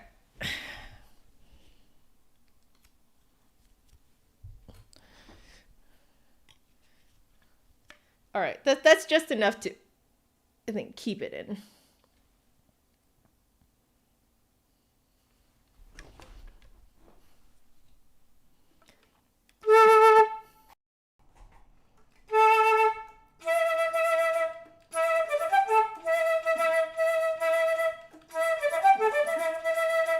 It's easier.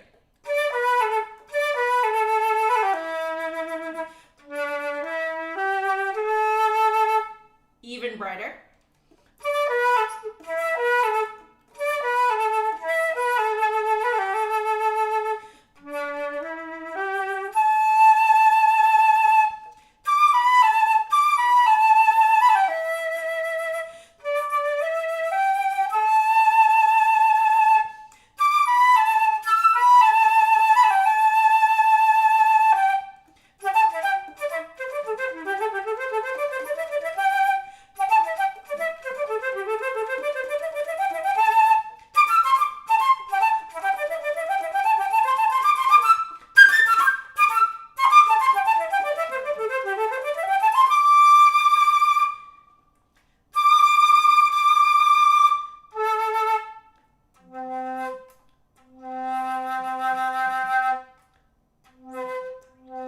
Oh God.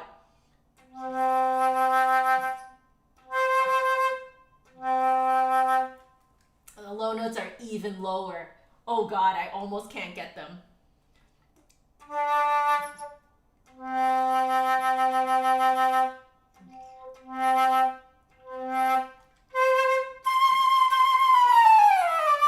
So the wild theory that Sean has is that the silver head has to work harder to excite a gold body. I believe it. I believe it. I definitely can feel it.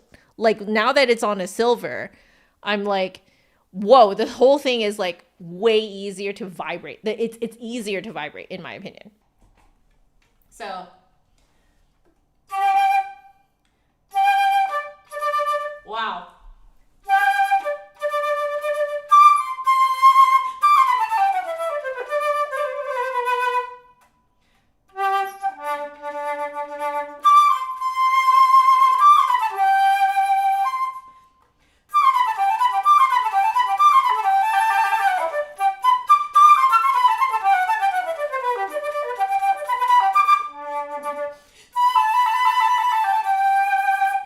Wow. Wow.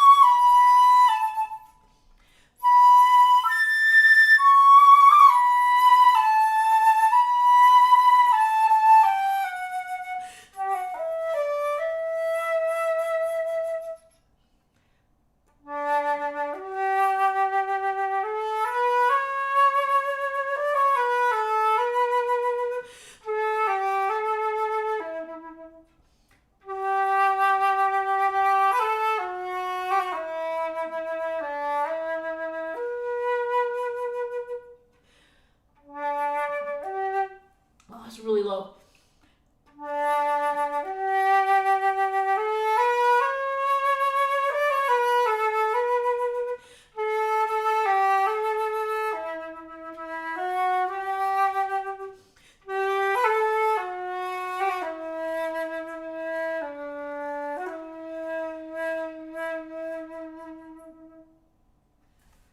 Yeah. I would totally choose this for this head joint if those low notes sat a little higher. If they sat a hair higher, I would be all over this. Oh my God. Yeah, it works way better on a silver. So that might actually be why the 9K worked so well on my flute, because it's, also gold, right? So in any case, I need to go in like a minute. So I am so sorry that I need to cut this stream now. Not really short, but I need to cut it now. So I'm sorry, Michael, that I don't have time to try this on my Trevor James. I will still have this on me. So, in a future stream in the next few weeks, if I happen to have time, maybe we can pull it out. But I'm so sorry. I can't really guarantee it. It really kind of depends on how much time I have. So, Perry, I just want to say your head joints are beautiful. And they're very unique. I've never played head joints like this before that responded in this way. They really force you to play very relaxed, and when you have to be super relaxed, which is all the hallmarks of a really well-trained classical flutist. So, if you are trained in the ways of the classical flute playing, these head joints will be really nice to play because they will actually respond. So very flexible, really lovely. Thank you so much for sharing your wonderful craftsmanship with the world. And I'm really happy to have been able to, partake in the joy of these head joints. So thank you. And I love you guys so very much. Please stay happy, healthy, and safe. And I will see you guys sometime next week. I haven't figured out when. I might have to do a morning stream next week because I'm very busy next week, but I do want to stream next week. So I'll see you guys sometime next week with another bunch of head joints. We might do 1 or 2, something like that. And who knows? I might go crazy and even do 2 streams. I'm not sure, but we'll see. But anyway, I love you guys so much. Have a wonderful weekend, and I'll see you guys sometime next week. All right? Stay happy, healthy, and safe, because there is no music without the musician. Love y'all. Laters. Bye.